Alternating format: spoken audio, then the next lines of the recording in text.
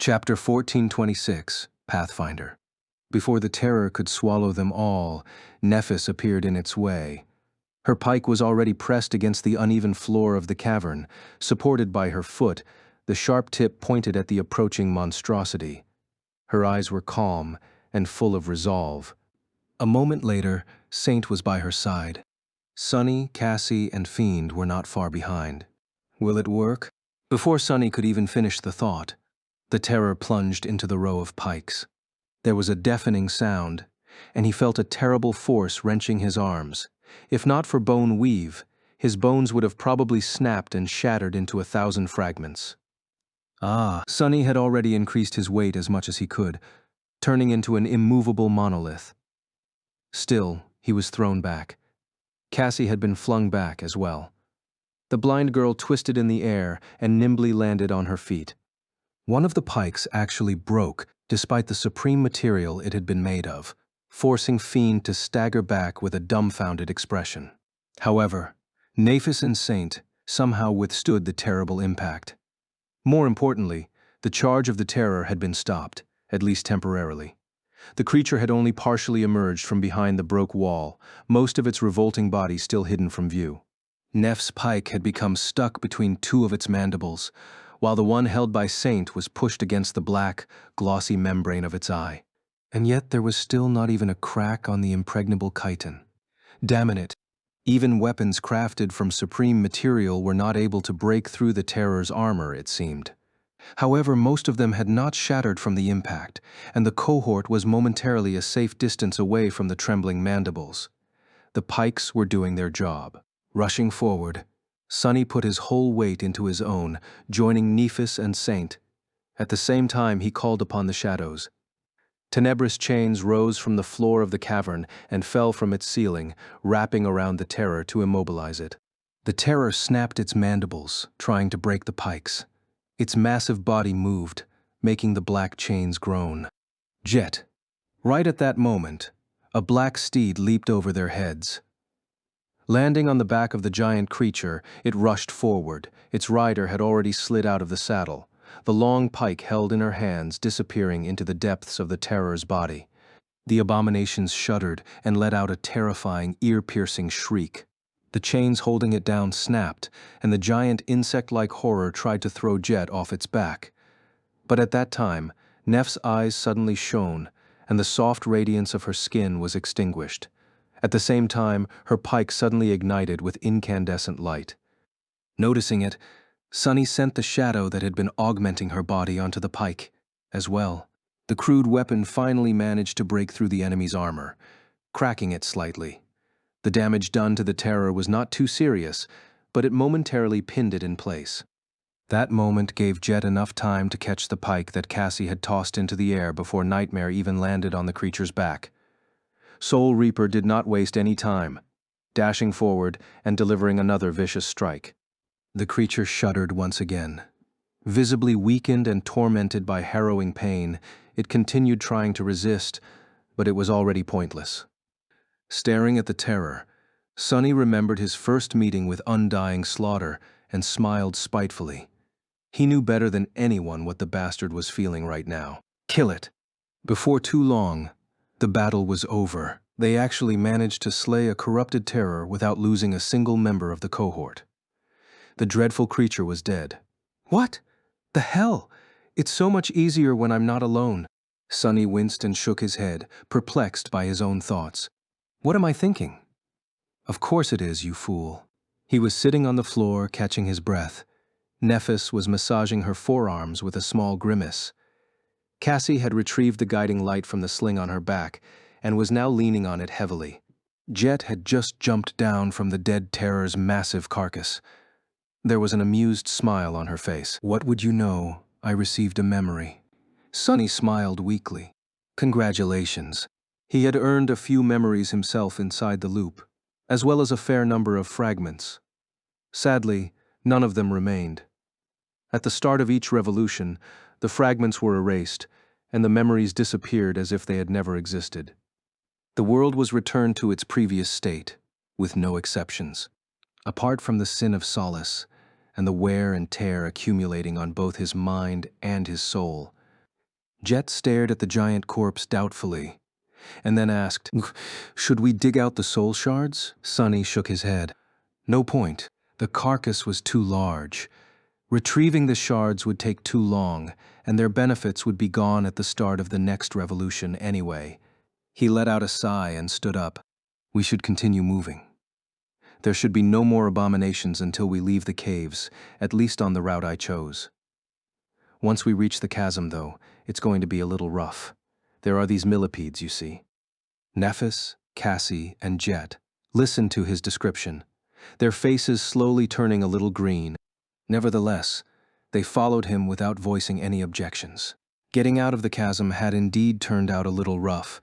Cassie had to sacrifice one of her echoes to buy them enough time, and even then, everyone ended up thoroughly wounded. The smell of blood attracted a few nightmare creatures in the forest as well. Luckily, Sunny knew which paths to take, so the combined strength of the cohort was enough to fend them off. But they wasted too much time. It was already too late to try and return to the chain breaker by the time they reached the northern edges of the island. Walking through the mist, Sunny suddenly raised a hand, signaling the others to stop. Then, he shouted, "Effie, it's me, Sunny. Don't throw your spee." In the next moment, he cursed and hurriedly dodged to the side. A gray spear flashed past him and hit Saint's shield with a loud crack. The graceful knight was pushed back several steps. God damn it. Every time. Every damned time. Sunny raised himself from the ground and looked into the mist with a resentful expression. There Effie stood, supporting her belly and looking at him with wide eyes. Doofus. She turned her head slightly, finally noticing the rest of her cohort. Bright joy flashed in her eyes. Jet secretly let out a sigh of profound relief. Damned glutton. I knew you'd be all right. Cassie lingered for a moment, then tilted her head slightly. Nephis, however, was frozen in place. Her eyes were strangely wide. Effie, why are you? The huntress looked at her in confusion, then glanced at her belly and grinned. Oh, I guess you wouldn't know. You see, Princess, when a man and a woman love each other very much. As she continued talking with a sincere expression, Neff's bewildered face slowly turned pink. Looking at her, Sunny felt delightfully vindicated. Chapter 1427. Unexplored Opportunities. There was no point in trying to get back to the chain breaker. The cohort had spent too much time traveling to the far side of the island, and there was not enough of it left.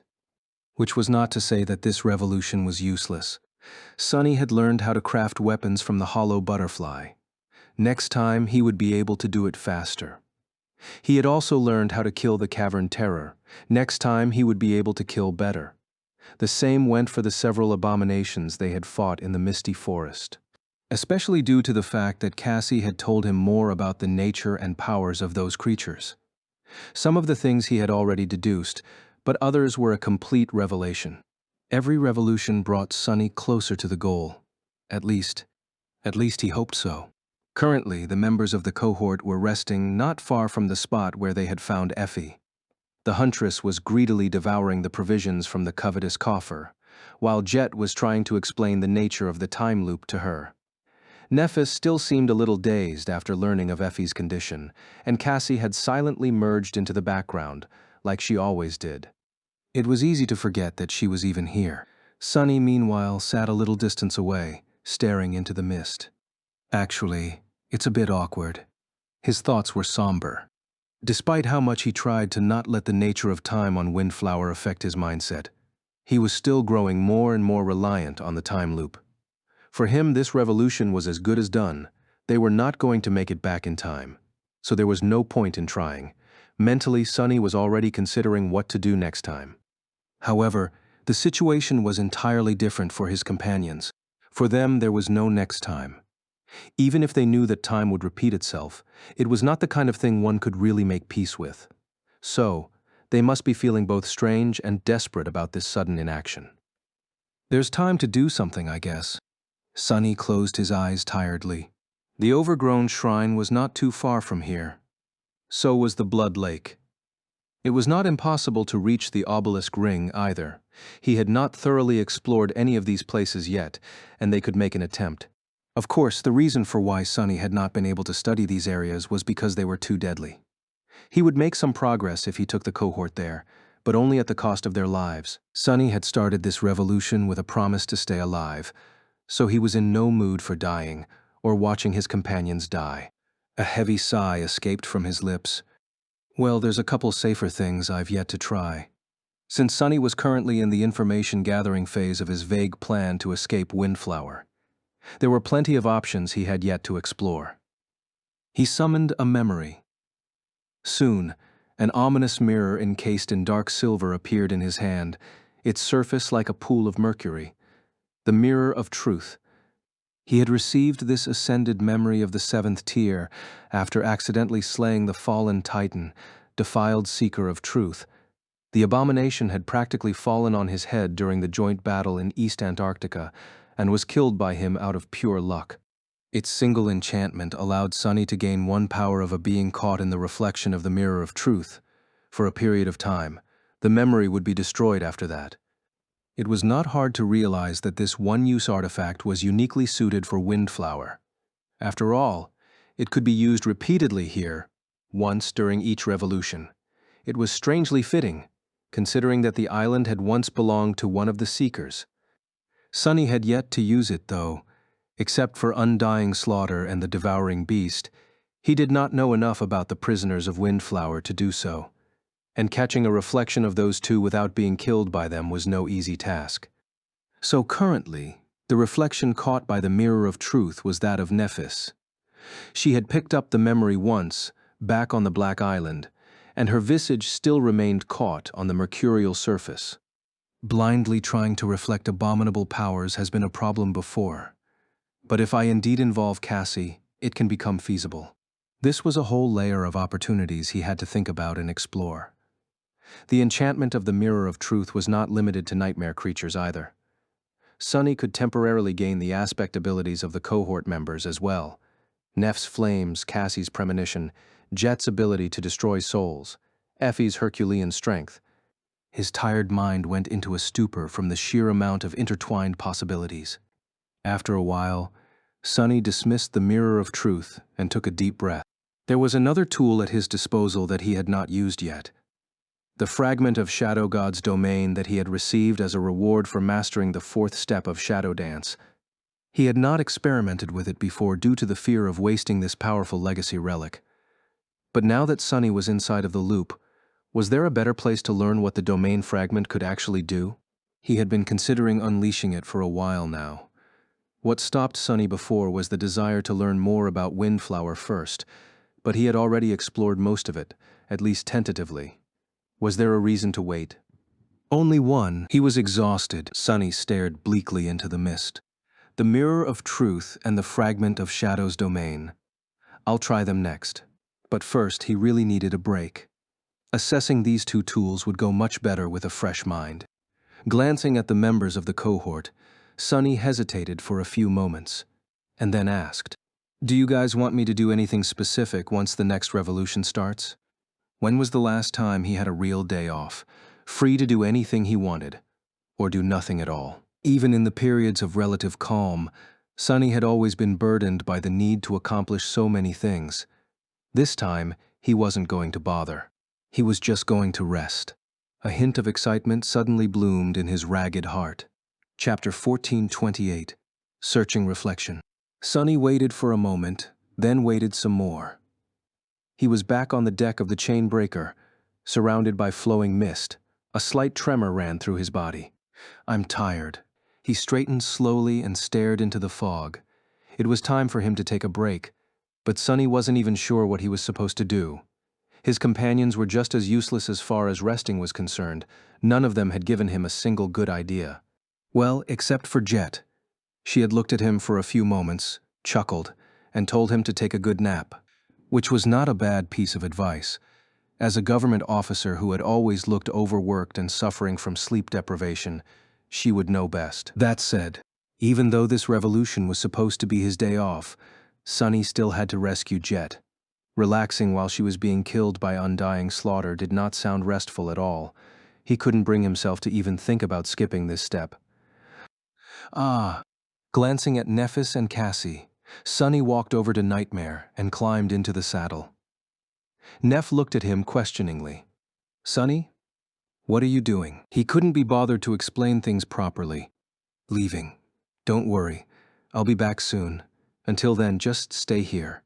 Leaving the two bewildered young women behind, Nightmare leaped into the mist. As the familiar scenes flew past him, Sunny summoned the Mirror of Truth and studied the reflection of Nephs on its mercurial surface.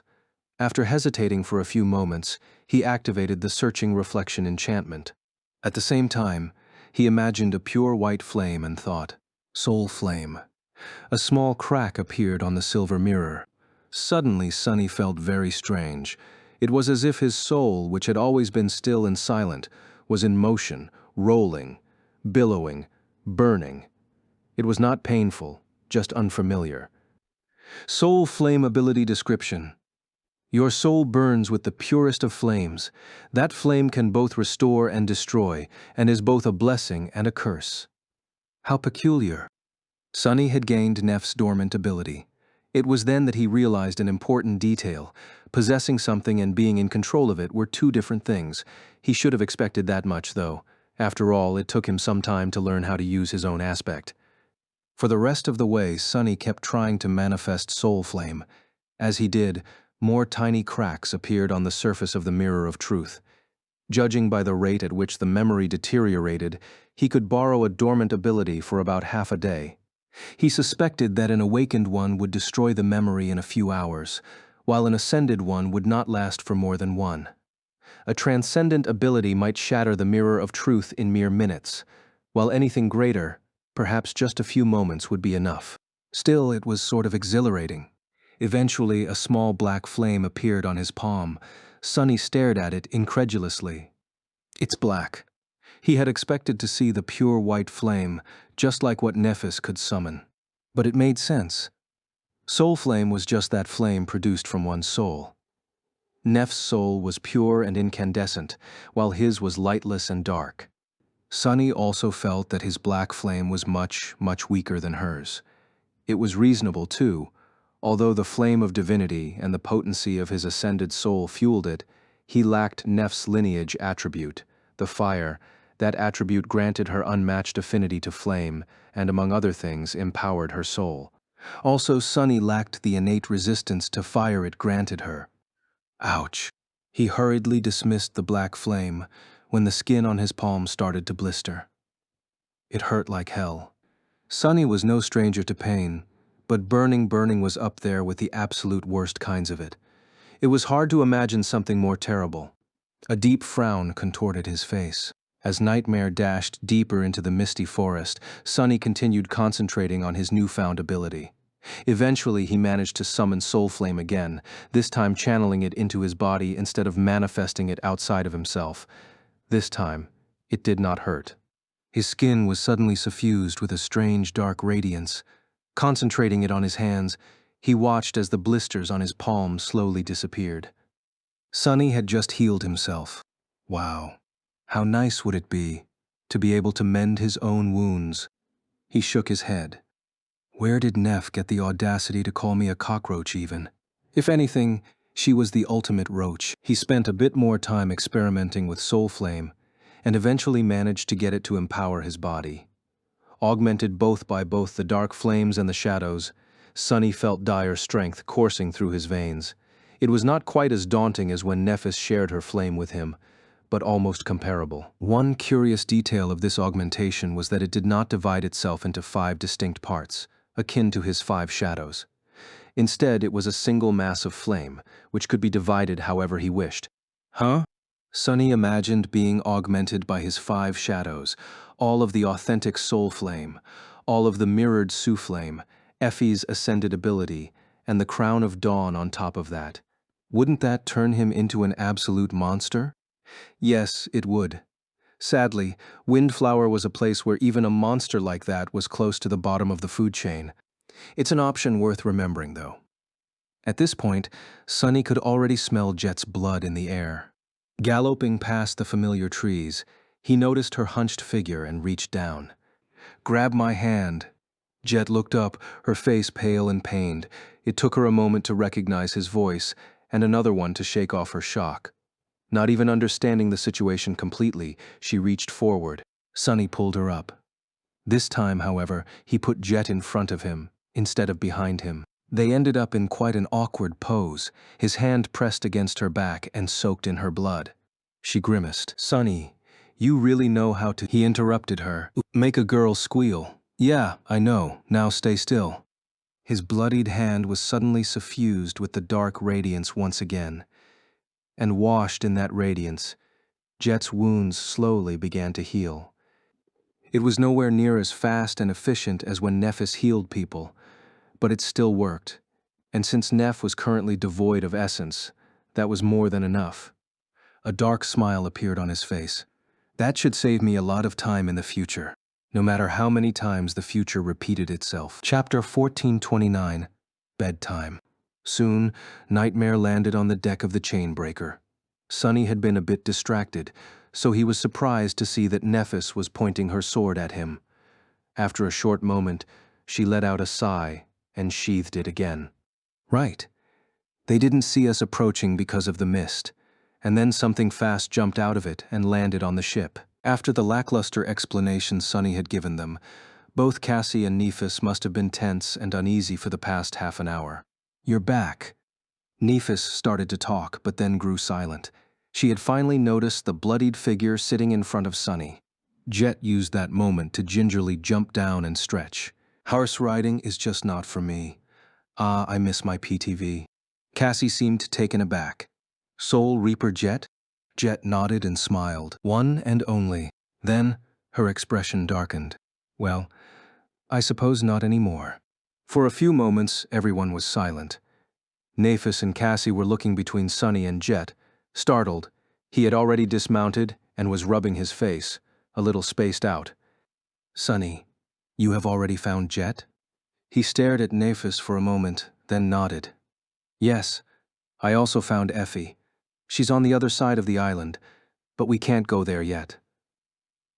"Oh, Undying Slaughter and Devouring Beast are also here, as well as a number of great nightmare creatures. Basically, everywhere you go on this island, only death awaits." All of it was news for Cassie and Neph, and most of it was news to Jet. He paused for a moment, ignoring their somber expressions, and nodded. "All right, I'm going to sleep. Don't leave the ship." Sunny headed for the hatch to the interior of the ship, but was stopped by Nephis. "Wait, if you don't mind. How do you know all this? What happened?" The corner of his eye twitched. "Windflower exists inside a closed loop of repeating time, and I have already lived through this day a few dozen times. I can remember the previous revolutions because of my cursed sword. The last time around, you told me to rest, so that's what I'm doing. I'm going to take a nap, now, if you'll excuse me." He walked between the three frozen women and disappeared into the hatch. Finding his way to his sleeping quarters, Sunny dismissed his mantle and toppled onto his bed. His pillow had never felt so soft. "I'll take a small nap, just a few hours, and then explain everything properly." Closing his eyes, he instantly fell into the comforting embrace of sleep. The next thing Sunny knew, he was crouching on the deck of the chainbreaker, just as tired as he had been before. He waited for a moment, then straightened and looked around in confusion. "What is this?" Sunny was back to the start of the loop. His expression soured. What the hell? Did I sleep through the whole day? Or had something killed him in his sleep? Turning around, Sunny frowned and looked at Nephis. She met his gaze and said, "I'm fine. I can still put up a fight." He stared at her for a moment, then cursed and jumped into the saddle. Before Nephis or Cassie could say anything, the dark destroyer had already disappeared into the mist. "I just want to sleep in peace. How hard can it be?" Sunny used the mirror of truth again, found Jet, and healed her. Returning to the chainbreaker, he dismounted first and looked at his tense and startled companions in exasperation. Before they could say anything, he raised a hand and stopped them. "Yes, I found Jet. Time loops on this island, so I have already lived through these events a bunch of times. Leaving the ship is too dangerous, so please don't. I am going to sleep. I might seem crazy and rude, but it was actually you who insisted that I take a break. I'll be off then." With that, he nodded and used shadow step to disappear from the deck. 3 confused women were left in his wake. Falling on his bed, Sonny closed his eyes and sighed. Sleep. Then, he was standing on the deck of the chainbreaker again. Sonny straightened, took a deep breath, and bellowed, "Damnation." It took Sonny 5 more revolutions to finally feel refreshed. Each time he rescued Jet and went directly to bed, only to find himself standing back on the misty deck not long after. At least it felt short. In truth, Sonny must have slept until the termination point of the loop each time. On the 8th revolution finally, he came to his senses feeling, if not well, then at least not bone-tired. His mind was clear, and his thoughts flowed freely without being burdened by the weight of accumulated stress. I must have been more exhausted than I thought. His recovery speed was already supposed to be incredible thanks to the Shroud of Dusk. Considering that it took him a whole week of doing pretty much nothing but sleeping to recover, Sonny promised himself not to underestimate the strain of reliving the horrors of Windflower over and over again anymore. Luckily, he had paused before his sanity collapsed. That said, his mental state was still delicate. Giving himself enough time to sleep was one thing, but he also had to go through some kind of positive experiences to counter the destructive effect of dying repeatedly in all kinds of macabre ways. What is supposed to come after getting a good night's sleep? Staring into the mist, Sonny pondered for a while, and then smiled. Actually, isn't it obvious? It was breakfast. Nodding to himself, he walked past Nephis and Cassie and climbed into the saddle.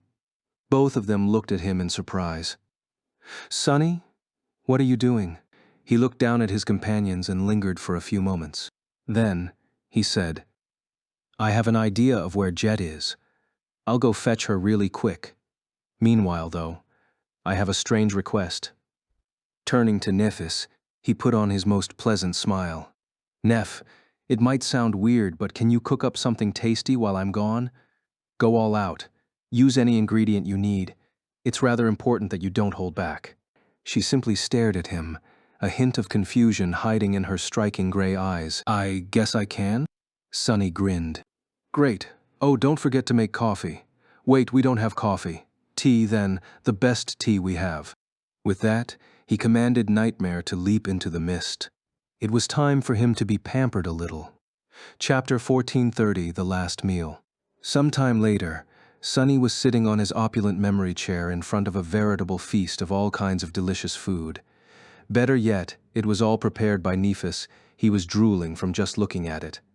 They were currently at the mess deck of the chainbreaker. Sonny was sick and tired of the mist, so being away from it was already doing wonders for his mood.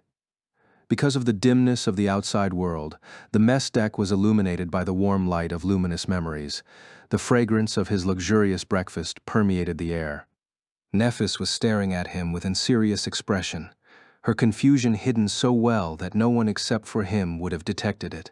"You said that it was important, so I did my best." Sonny marveled at how endearing her seriousness was, then nodded, and immediately picked up his chopsticks. Where to start? For a moment, he was lost for choice. But only for a moment. Soon, he was happily stuffing his face with several dishes at the same time. His table manners would make Fiend look like a gentleman in comparison. Nephis, Cassie, and Jet stared at him incredulously. After a while, Jet let out a long sigh and asked, "Sonny, sorry to interrupt your meal, but aren't you going to explain what is going on?" He stopped chewing for a moment and glanced at her briefly. "I might."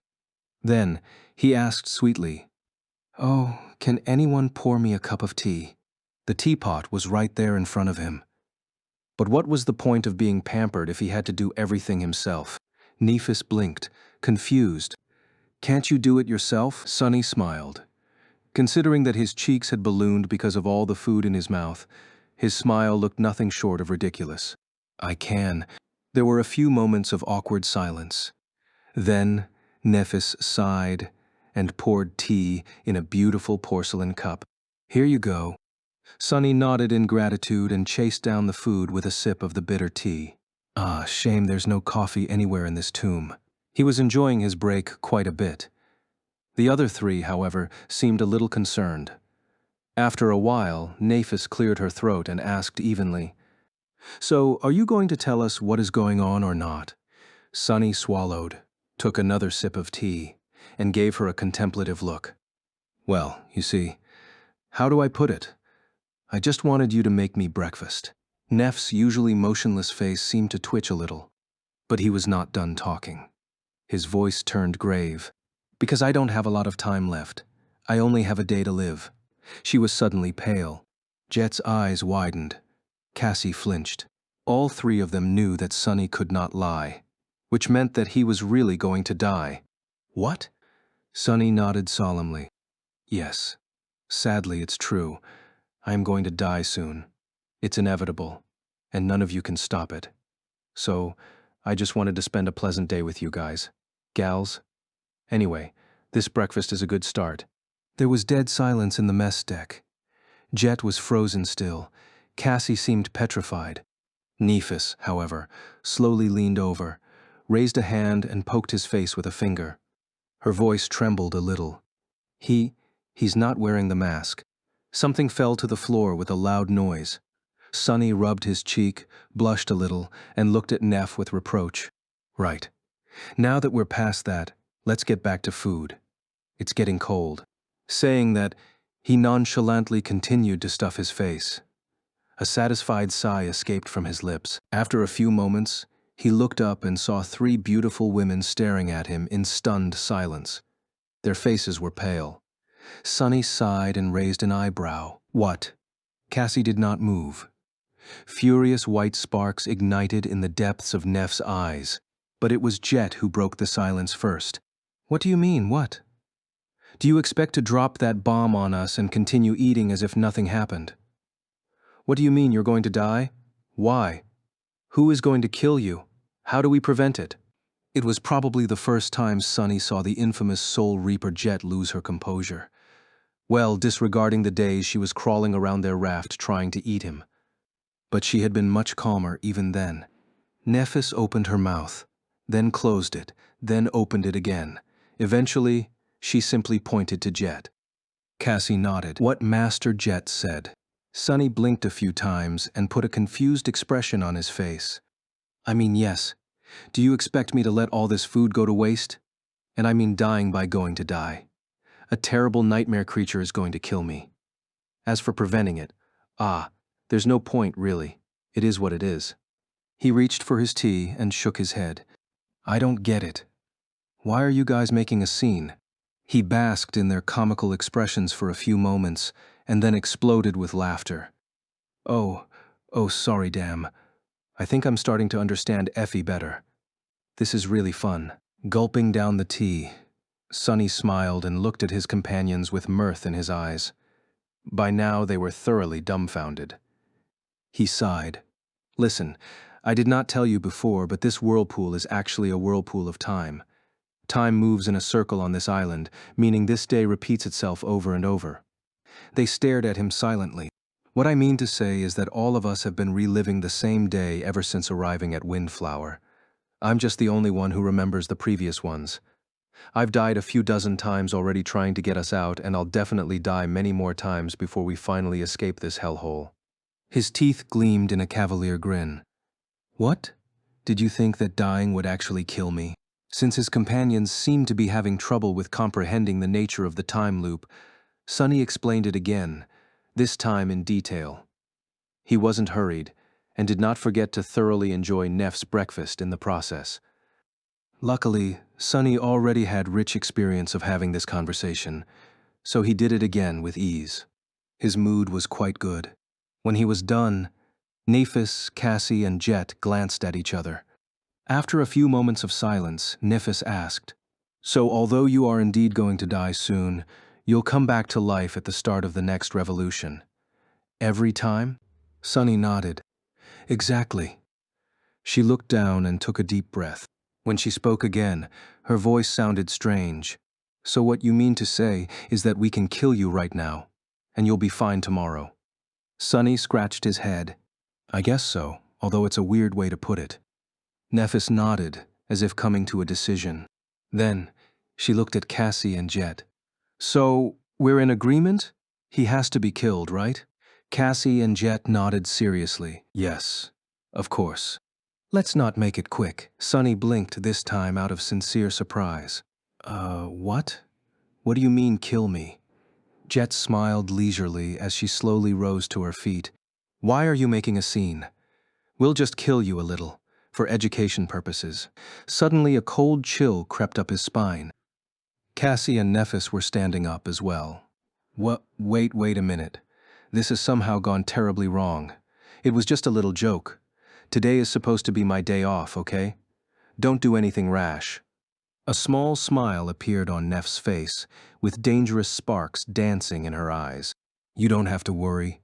We won't rush. His 5 shadows observed the scene with a mix of disdain and pity. A few of them shook their heads dejectedly. Why are they so angry? After a moment, the shadows winced.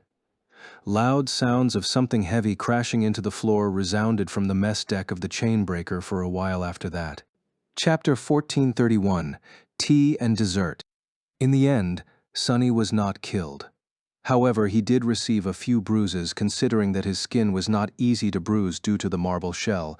It went to show just how much his little stunt had angered the 3 women. Luckily, they calmed down pretty fast. Even luckier, Sunny had wisely finished his breakfast before drawing their ire in the aftermath of his punishment. The mess deck was in complete disarray, and there was nothing edible left on the overturned table. The wrath of 3 infuriated masters was a frightening thing. I don't get it. It was just a little joke. Rubbing his sides resentfully, Sunny stared at Nephis, Cassie, and Jet. Of course, he was smart enough to keep these thoughts to himself, otherwise a few bruises would be the least of his problems. His companions, in turn, were staring at the surrounding mess. We should probably tidy up. Cassie's voice sounded uncertain. Jet gave her a glance and shrugged. Won't it tidy itself up at the end of the day? Everything will go back to how it was. The blind girl hesitated. Still, let's clean what we can now. Sunny was not really keen on cleaning on his day off, but he could always make Fiend do it for him. Before he did, however, Cassie suddenly said that he and Nephis should leave it to her and Jet. Neph was still suffering from the symptoms of essence exhaustion, while Sunny was supposed to be resting. So the blind girl told them to go enjoy the dessert on the upper deck. Nephis seemed unconvinced, but Sunny was shaken. He remained silent for a while, then asked solemnly, "There's dessert?" After that, the 2 of them were sent out of the devastated mess deck. Soon, Sunny found himself sitting in the shade of the sacred tree, having an improvised picnic with Neph. There was indeed dessert on a cloth in front of him, as well as another pot of freshly brewed tea. Drinking hot tea while surrounded by the chilly mist was a special kind of pleasure. They spent some time in comfortable silence.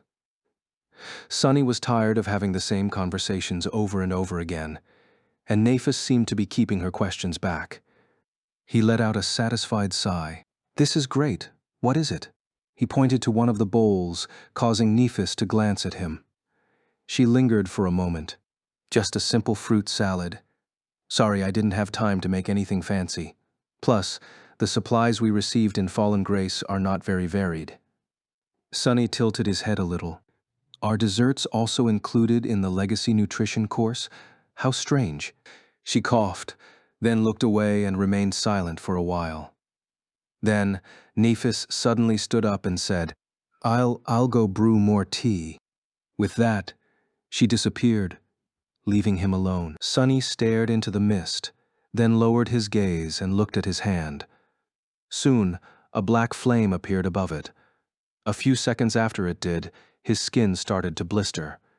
And a few moments after that, Sunny winced and dismissed the flame. His slightly burned skin shone with dark radiance and slowly healed itself. Then, he summoned the flame again. His hand was burned once more. Sunny repeated the process several times. Each time, he couldn't keep going for more than a dozen seconds before dismissing the fire. Even if he consciously willed himself to endure, his instincts took over. "I wonder if I can get used to this." His expression turned somber. "I'm back. Nephis sat down, carrying a new pot of tea. Noticing the black flame on his palm, she froze for a second. "What is that?" Sunny made the fire disappear and smiled faintly. "I used the mirror of truth to copy your dormant ability. That is how I healed Jet on the way back." She contemplated for a few moments, then nodded. "Good decision." Looking at her with a complicated expression, Sunny sighed. "But I don't have your lineage attribute, so the fire burns me. It hurts like hell. I don't know how you do it." Sunny was almost constantly using his aspect. Even when there was no active threat, his shadows were always out and about, either serving as his eyes or augmenting his body. Many routine tasks were solved with shadow step and shadow manifestation. Nephis, on the contrary, used her aspect as rarely as possible. She did not even summon its powers in most battles, relying solely on her training and skill. It was only when the enemy was overwhelmingly dangerous that she resorted to using the soul flame. But even then, it seemed like too much. The pain of her flaw was unbearable. She shook her head. "Says the man who has been killed terribly many times already, but has no intention of slowing down. Dying over and over again, reliving the same day. I don't know what I would have done in your situation." Sunny smiled. "You say that, but come on. We both know that you would have seen it as a wonderful opportunity to fit more sword practice in your schedule." The corner of Neff's mouth curled upward. "Maybe I would." She remained silent for a while, looking into the fog, then said with a hint of wonder in her voice, "But then again, it would be strange and tempting to know that no matter what I do, there would be no consequences tomorrow. Maybe I would have done some things that I never dared to do before." Sunny stared at her in confusion, then frowned. "Hey, if you are going to insinuate that I'm a pervert again, let me tell you that I'm absolutely innocent. I've not done anything inappropriate in any of these revolutions, nor am I planning to." He gave her an indignant glance, then suddenly grinned and added in a more subtle tone, "Unless you want me to." Nephis chuckled and looked away. After a while, she said, "I wasn't insinuating anything. But it is interesting where your mind immediately went, revealing even." Sunny laughed. His day off was going better than he had expected. He was enjoying it quite a bit.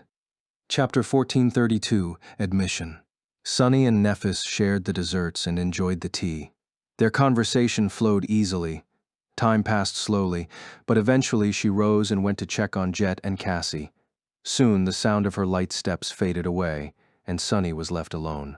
He leaned on the trunk of the sacred tree, looking into the fog. His heart felt warm and at peace, but at the same time, Sunny could not throw what Neph had said out of his head. Do something that I never dared to do before. There were a few things he could think of. He sighed and stared into the distance. Sunny had complicated relationships with his closest companions, to say the least. Nephis, Cassie, and he. There was a mess of emotions trapped between the three of them. Most of the things they wanted to say to each other had been left unspoken for a long time, especially between Sunny and Nephis. He hesitated. At this point, he would have to be a complete fool to remain blind to how he felt. Sunny shifted uncomfortably and lowered his gaze. His heart suddenly felt stifled. He grimaced, then brushed his hand across the wooden deck. "Just say it. Can't you even say it?" If he couldn't even say it now, then when would he? Wasn't he supposed to be the most honest person in two worlds? So why couldn't he even be honest with himself? Sunny remained motionless for a while, then let out a heavy sigh. "I care about Nephis." No, that was not it. That was just being coy. He grimaced and looked up at the swaying branches of the sacred tree. Sunny remained motionless for a while. Then he took a deep breath and thought, "I love Nephis." His expression collapsed. It was true. It had been for a long time.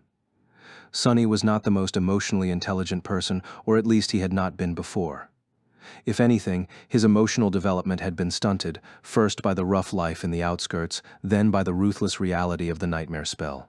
Who had time to think about emotions when every day was a lethal battle for survival? So, it had taken him a long time to recognize the truth of how he felt for Nephis ever since the Forgotten Shore. In truth, he had already been in love with her before they reached the Dark City, hopelessly so perhaps. And those feelings had not grown any weaker despite their many bitter disagreements. In fact, they were the reason why Sunny was so often infuriated with Nephis. If he felt nothing for her, he would not have cared either way. His feelings had not faded or disappeared despite the long period of separation either. If anything, they only grew more intense, almost becoming an obsession. To be stronger than her, to be equal to her, to be free of her? That was what he had claimed, but it was a lie. The indescribable relief, joy, and completeness he had felt when she returned to the waking world. The maddening fury he had felt when she unanimously decided to join Valor. The deathly terror he had felt when the skinwalker snapped her neck. By now there was no denying it. Whether through fate or coincidence, for better or worse, Nephis was his person. The only one there was, and would be, for him. More than that, Sunny was not blind, even though neither of them had ever dared to say it aloud.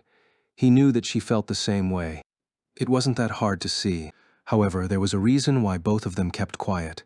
Too many reasons, really. He lowered his head and closed his eyes for a moment.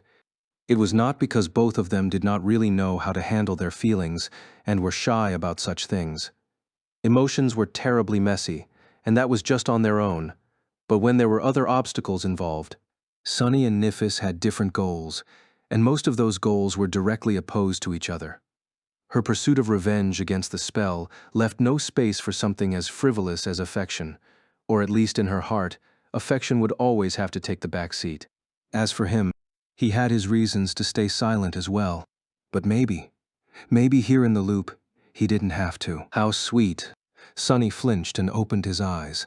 The hateful sword wraith was standing in the mist, staring at him coldly. Ah, young love, well, you aren't wrong. I've been forced to watch you two circling each other fearfully for so long that it makes me sick to simply remember. At least you idiot finally admitted it. My, oh my, all it took was dying dozens of times. Sunny looked away. Shut up. There was no energy in his voice. The sin of solace grinned. So? What are you going to do now? Gather your courage and confess? Sunny threw a sharp gaze at him. So what if I do? The apparition laughed. Well, I wish you luck. Oh, there's just one problem. She's going to forget everything, isn't she? How cowardly of you. Seems rather unfair to the poor girl. Sunny gritted his teeth. The bastard was right. As much as he hated to admit it, the wraith was telling the truth. He hesitated, then spat. Then I'll do it after we escape the loop. Why? You think I won't? The sin of solace stared at him for a while, then sighed. Shaking his head, the sword wraith crouched and looked him in the eyes. Aren't you forgetting something else, though? Sunny frowned, unwilling to answer. However, the apparition did it in his stead. You're her slave, Sunless. She owns you. What kind of relationship do you think is possible between the two of you, as long as your bonds remain? Sunny's expression grew ugly, angered. He looked away and uttered through gritted teeth, she would never use it. The sin of solace smiled. Oh, won't she? How do you know? If there's one thing that this nightmare proves, it's that no one knows what the future holds. I mean, all your precious friends are right here, changed into corrupted monsters, going around slaughtering people. Even you are no different. Have you ever expected that Jet would brutally murder you one day? Or that Effie would satiate her hunger with your flesh? Funny that you're expecting Nephis to never abuse her power over you in the same way. The wraith leaned closer. After all, she already did. Sunny's mouth twitched. That was to save my life, and she swore to never do it again.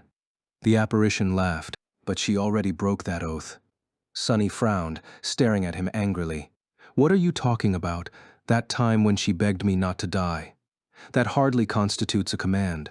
The sin of solace was smiling. No, it was that time the drowned attacked the chain breaker. What did she say back then? Go, I'll handle things here, and then you instantly went into the water to fight the Leviathan. Sunny looked at him in confusion. What? I was going to anyway. But the apparition's smile only widened. Were you? The mist was swirling around them, cold and suffocating. Sunny tried to remember how their first battle with the drowned had gone, exactly, and scowled. Yes, I was. Even if I wasn't, It was just a slip of the tongue. The sword wraith looked at him disdainfully. A slip of the tongue? Certainly. Certainly if you say so. Yet, can you imagine having a relationship with someone who can rob you of your free will with a simple slip of the tongue? How do you imagine such a relationship working? What kind of perverse partnership would it be? Are you really willing to be at her mercy, always, and absolutely? The sin of Solace laughed. Gods, you are so odious, so loathsome, so pathetic, tell me. Is there a more pathetic thing than a slave who begins to trust his slaver? Sunny stared at him silently, not knowing what to answer. Eventually the apparition chuckled, shook his head, then stood up and walked away. His dark figure disappeared into the mist, as if it had never been here. If you are, go and surrender. Sunny lowered his head. A dark storm was raging in his mind. Curse it. Curse it. Curse my flaw, and curse the shadow bond. I wish it had never existed. The cold mist swirled around his face, hiding it. The world was silent. Chapter 1433. Trying something new. Sunny remained under the sacred tree for a while, staring silently into the mist. The cold wind blew from beyond the island, bringing with it an insidious chill. The silence was only broken by the muffled rustling of leaves. His thoughts were dark. He did not know how much time had passed, exactly when something seemed to change about the world. Sunny let out a quiet sigh and rose to his feet, hugging himself to preserve what little warmth remained from escaping into the fog. Looking down, he lingered for a few moments, and then said somberly, "So you are finally here." At first there was no response. Then the fog moved slightly, revealing a vague silhouette that had been hidden by its flowing veil. A wraith made of mist was standing on the deck of the chainbreaker, mere meters away. Her inhumanly cold blue eyes were gazing at him with no emotion. Sunny smiled darkly. No wonder it took me a whole week to catch up on sleep. Every time Sunny slept, he would come to his senses at the start of the loop. There were two possible explanations for why he did. Either Sunny was sleeping for too long, or something killed him while he slept. He had assumed that it was the former, but now he knew that it was the latter. His hands trembled and turned into fists. Of course, of course. Why else?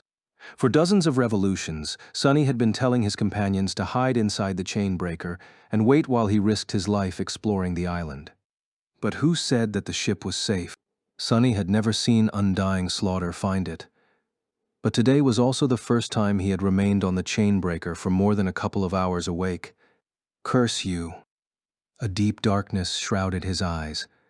It meant that every time Sunny had left, thinking that his companions would be safe, the mist wraith discovered them and killed them. Cassie and Jet had been killed terribly, over and over again, while he was gallivanting around the island. Nephis had been killed too, or had she been? Would he have felt if his master was no more? Would the spell have announced her passing? If Sunny had checked his runes, would he have seen her name grow dim and disappear? Staring at undying slaughter, Sunny gritted his teeth. "I'll destroy you." As a bitter smile appeared on his lips, he took a step forward and added calmly, "One day." The mist wraith moved. Not long after that, Sunny died. Sunny was crouching on the deck of the chainbreaker once again. Straightening, he looked into the fog. His face remained motionless. After a while, a sigh escaped from his lips. "Well, I guess my break is over." He turned his head and silently watched as Nephis and Cassie discussed the guiding light. They had forgotten the events of the previous revolution, the conversations they had with him, the laughter they shared. Everything was now erased, and his companions did not even know that they had lost something. But he knew. On this damned island, only two beings remembered everything: Sunny and the sin of Solace. The wraith conjured from his own mind by the echo of Ariel's whisper. Looking down, Sunny pressed down on the wooden railing hard enough to hear it crack, then took a step back. This time, he did not mount Nightmare immediately. Instead, Sunny concentrated and summoned the runes. Something about his posture must have attracted the attention of his companions, because they both suddenly grew silent. A moment later, Nephis asked, "Sunny, what is it?" His gaze fell at the bottom of the field of runes. He remained silent for a bit, then answered calmly, "I am going to try something. I'm not sure what will happen exactly, so stay calm." With that, Sunny took a deep breath and called upon the fragment of Shadow Realm. It was strange, the fragment was not a memory, and neither was it an echo or a shadow. As such, he did not really know how to make it manifest. A mere ascended tyrant's essence was surely insufficient to summon a piece of a god's domain into existence. And yet, somehow, Sunny knew exactly what to do. That knowledge was buried deep in his soul, as if he had always known. In the next moment, the world around them suddenly grew dimmer. Then dimmer, dimmer and dimmer still. A strong gale rose, making Sunny's black mantle flutter. It was as though his figure was devouring all light, replacing it with an endless shadow. His eyes widened. Behind Sunny, Cassie shuddered. What? It was as though a tide of darkness flooded the world, rolling outward from the chainbreaker. The sacred tree instantly disappeared from view, drowned in it, as did the figure of Saint at the bow of the ship. The dark cliffs could not be seen a moment later. The darkness did not stop there. Even though Nephis and Cassie could not perceive it, Sunny could. Somehow he felt the entire island being swallowed by the shadow he had unleashed, with all light becoming extinguished in an instant. Soon, it was as though they were standing in a lightless black void. Only Sunny could see that the world had not really disappeared. It was still there. The sacred tree still swayed subtly in the wind, and Saint was still standing at the bow. The dark cliffs were where they had been a few moments ago. The mist still swirled and flowed, only now it was like a liquid darkness, and he could feel. So that's what it is. The fragment of the shadow realm was, unsurprisingly, a shadow. A shadow so vast and ancient that his mind failed to comprehend its scale, so deep and unfathomable that his heart trembled in front of it. More than that, if Sunny wasn't mistaken, this inconceivable shadow was of the divine rank. It was lightless and black, but shone with the golden light of divinity in his vision at the same time. It was not alive, but it wasn't empty like the shadows of inanimate objects either. It did not belong to Sunny, and yet he was connected to it, somehow. Even though Sunny had summoned it, he was, perhaps, not qualified yet to be its master. Chapter 1434, World of Darkness. As Sunny stood frozen in the world of darkness, Nephis summoned a memory lantern and raised it, illuminating the deck of the chainbreaker. A small island of warm light appeared around them. However, it was not nearly as wide as it should have been, as if the lantern was struggling to push back the unfathomable shadow. Its light trembled pitifully. "Sunny, what did you do?" He lingered with the answer, then said honestly, "I summoned a fragment of Shadow God's domain. You must have seen it in my runes. It's a legacy relic I received." The fragment had already swallowed all of Windflower. Sunny could feel it, which was strange. As an ascended tyrant, he could control his shadows from around 20 kilometers away. However, the range of his shadow sense was much more modest, less even than that of his vision. How was it that he could vaguely sense the far side of the island? Sunny hesitated for a few moments, then carefully extended his shadow sense. However, he did not extend it outward. Instead, he extended it into the fragment. In the next moment, Sunny yelped, staggered, and fell. Ah, hell. Before he landed on the hardwood, Nephis caught him. Suddenly, her concerned face was very close. "Are you all right?" He retracted his shadow sense and stared at her for a few strangely awkward moments. Then, Sunny coughed and nodded. There was a salty taste of blood on his tongue. "Yes, I just overdid it a little." Supported by her, he rose to his feet and grimaced.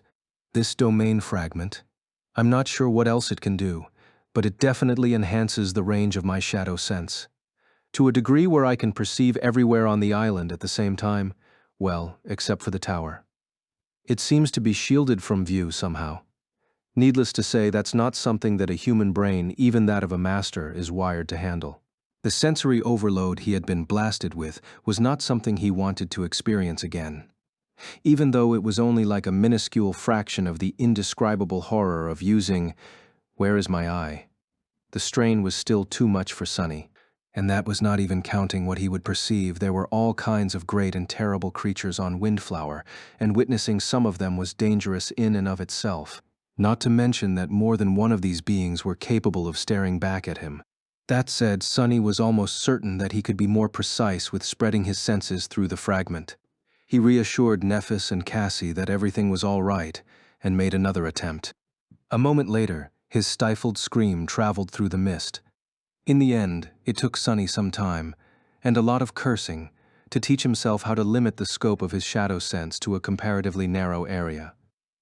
The boon of this situation was that he could concentrate on any location on the island, meaning that he could observe all of it at will.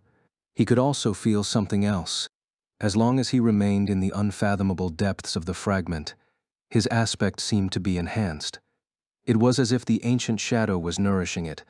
Sonny was not sure yet what this enhancement meant, but it had to be useful. As soon as he grew confident in not collapsing, after extending his shadow sense into the dark distance, Sonny concentrated and searched for Jet. Soon, he felt her moving through the forest. Drops of blood fell into the moss, and a murderous wraith was pursuing her. How convenient. Jumping into the saddle, Sonny warned Nephis and Cassie to stay on the chainbreaker and sent his steed into the mist. The next hour went somewhat differently from how it usually was. The descent of the Shadow Realm fragment affected his companions enough so that their familiar reactions and thoughts changed, but overall it was all the same. Sonny rescued Jet, healed her with the help of the Mirror of Truth, and returned to the chainbreaker. Then, he explained the nature of the loop to the members of the cohort. After that, however, Sonny had to make new decisions.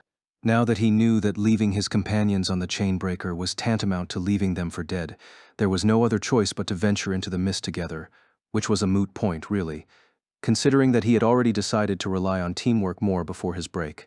His goal of compiling a time map of Windflower had become much easier, as well, due to how far his shadow sense could reach in the boundary of the fragment.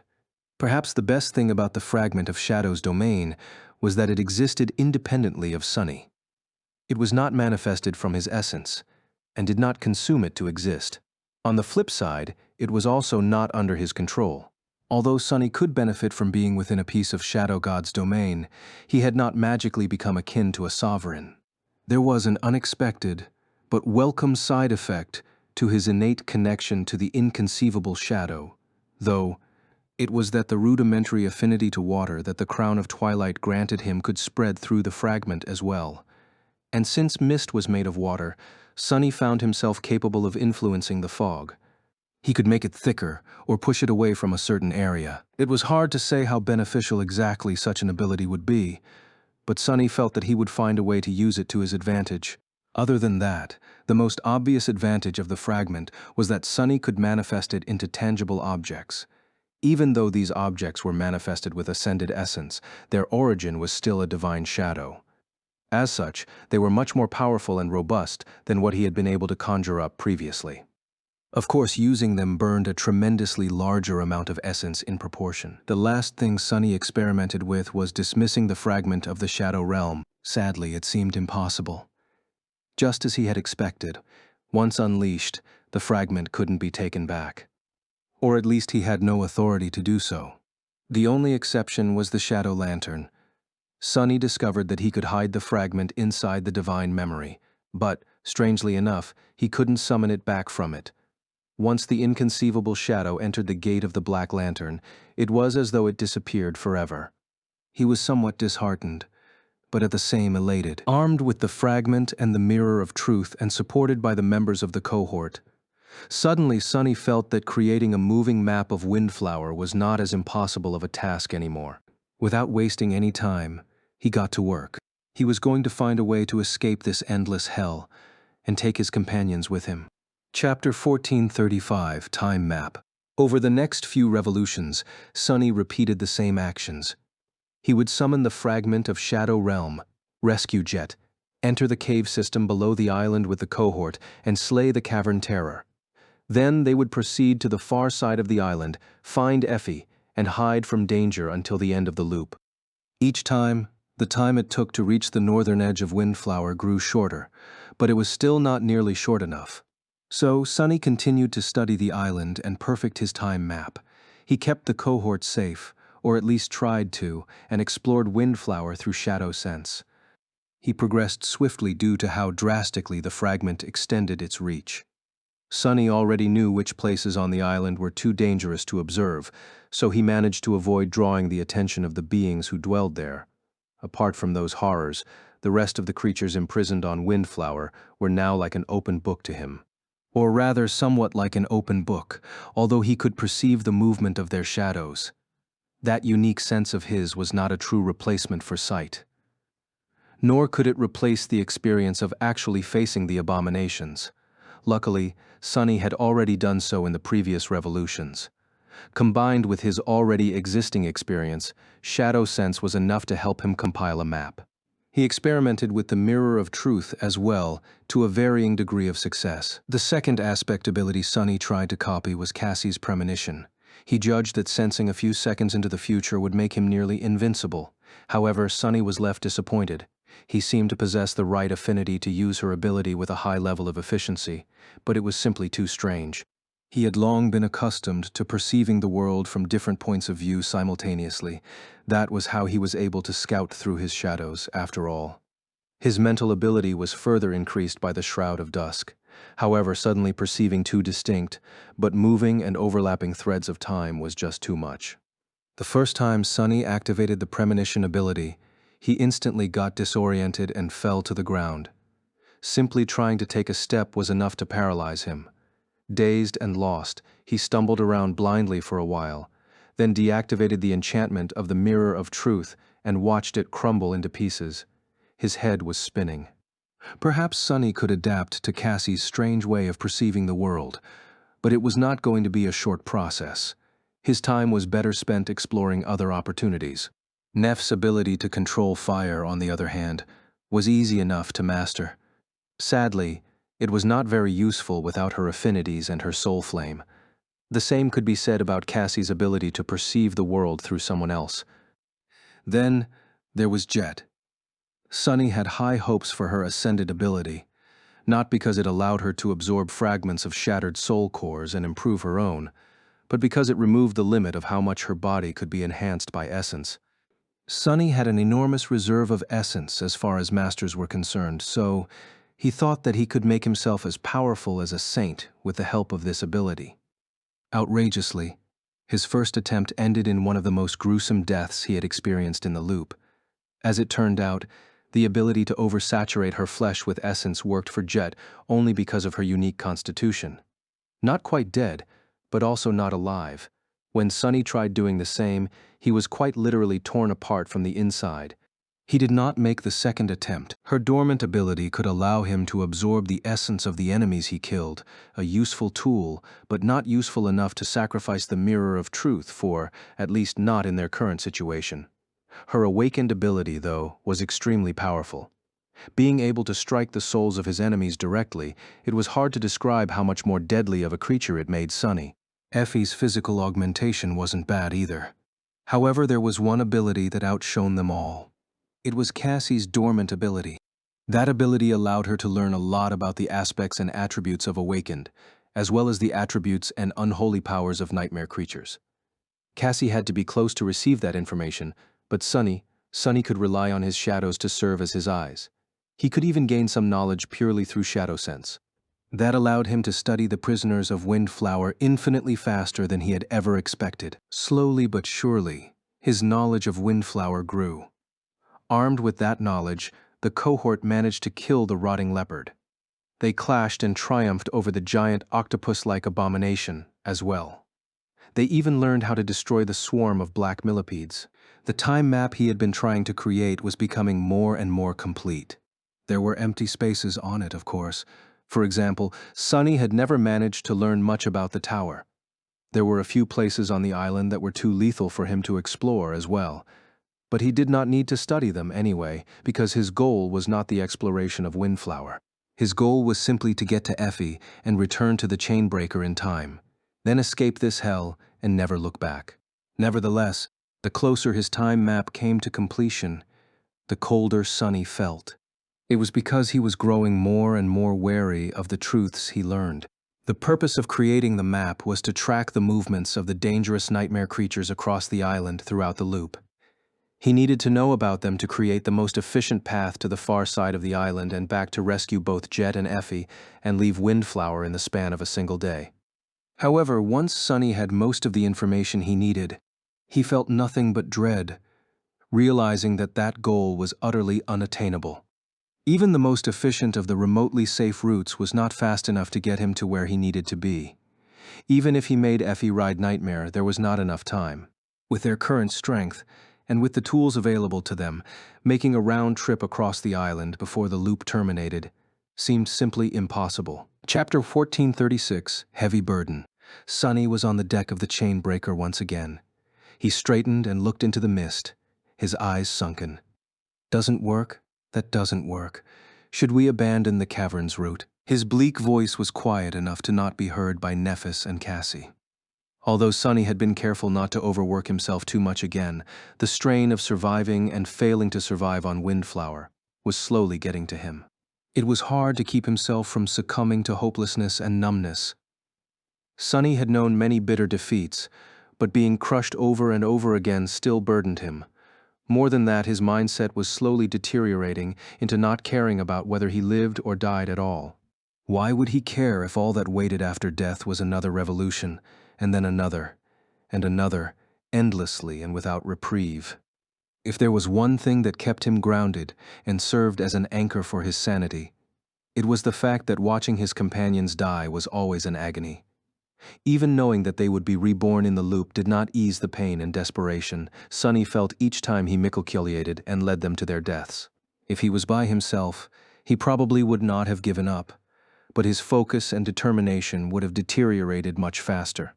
He had to take the members of the cohort away from Windflower, though Jet, Cassie, Effie and her baby, Nephis. That thought kept him motivated.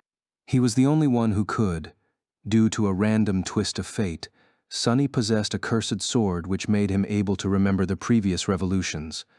That alone placed him ahead of everyone else on the island. In fact, simply knowing that they had to escape was already half of the victory.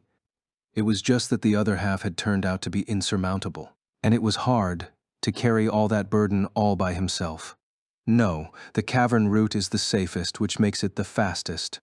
Sunny remained silent for a few moments. It's simple. Since nothing works, I have to explore more possibilities. The mirror of truth, that is the answer. I should make it reflect more nightmare creatures, but not beasts and monsters and demons. Only devils and those above them will do. Sunny was motionless, going over the collection of horrors stored in his mind. There were not that many beings on Windflowers that both fit the criteria and could be caught in the reflection of the mirror of truth without getting him killed. The cavern terror was one of them, the creature hidden in the port as well, although escaping from it alive was not easy.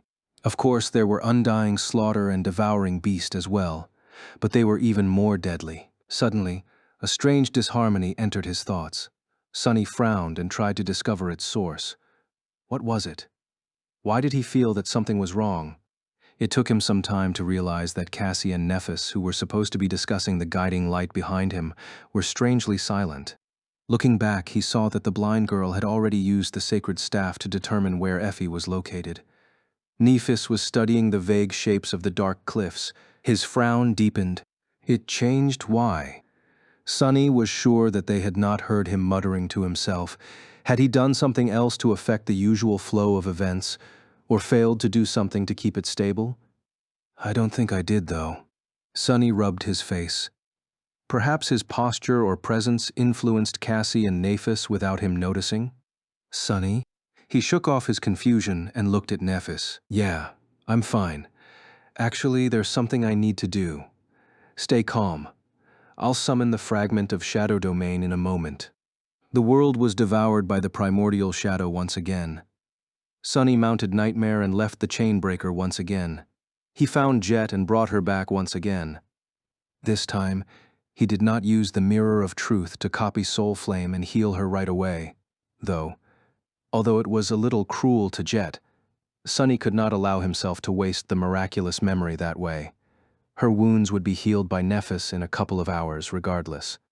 Everything went as usual, however. When he returned to the chain breaker, the strangeness continued.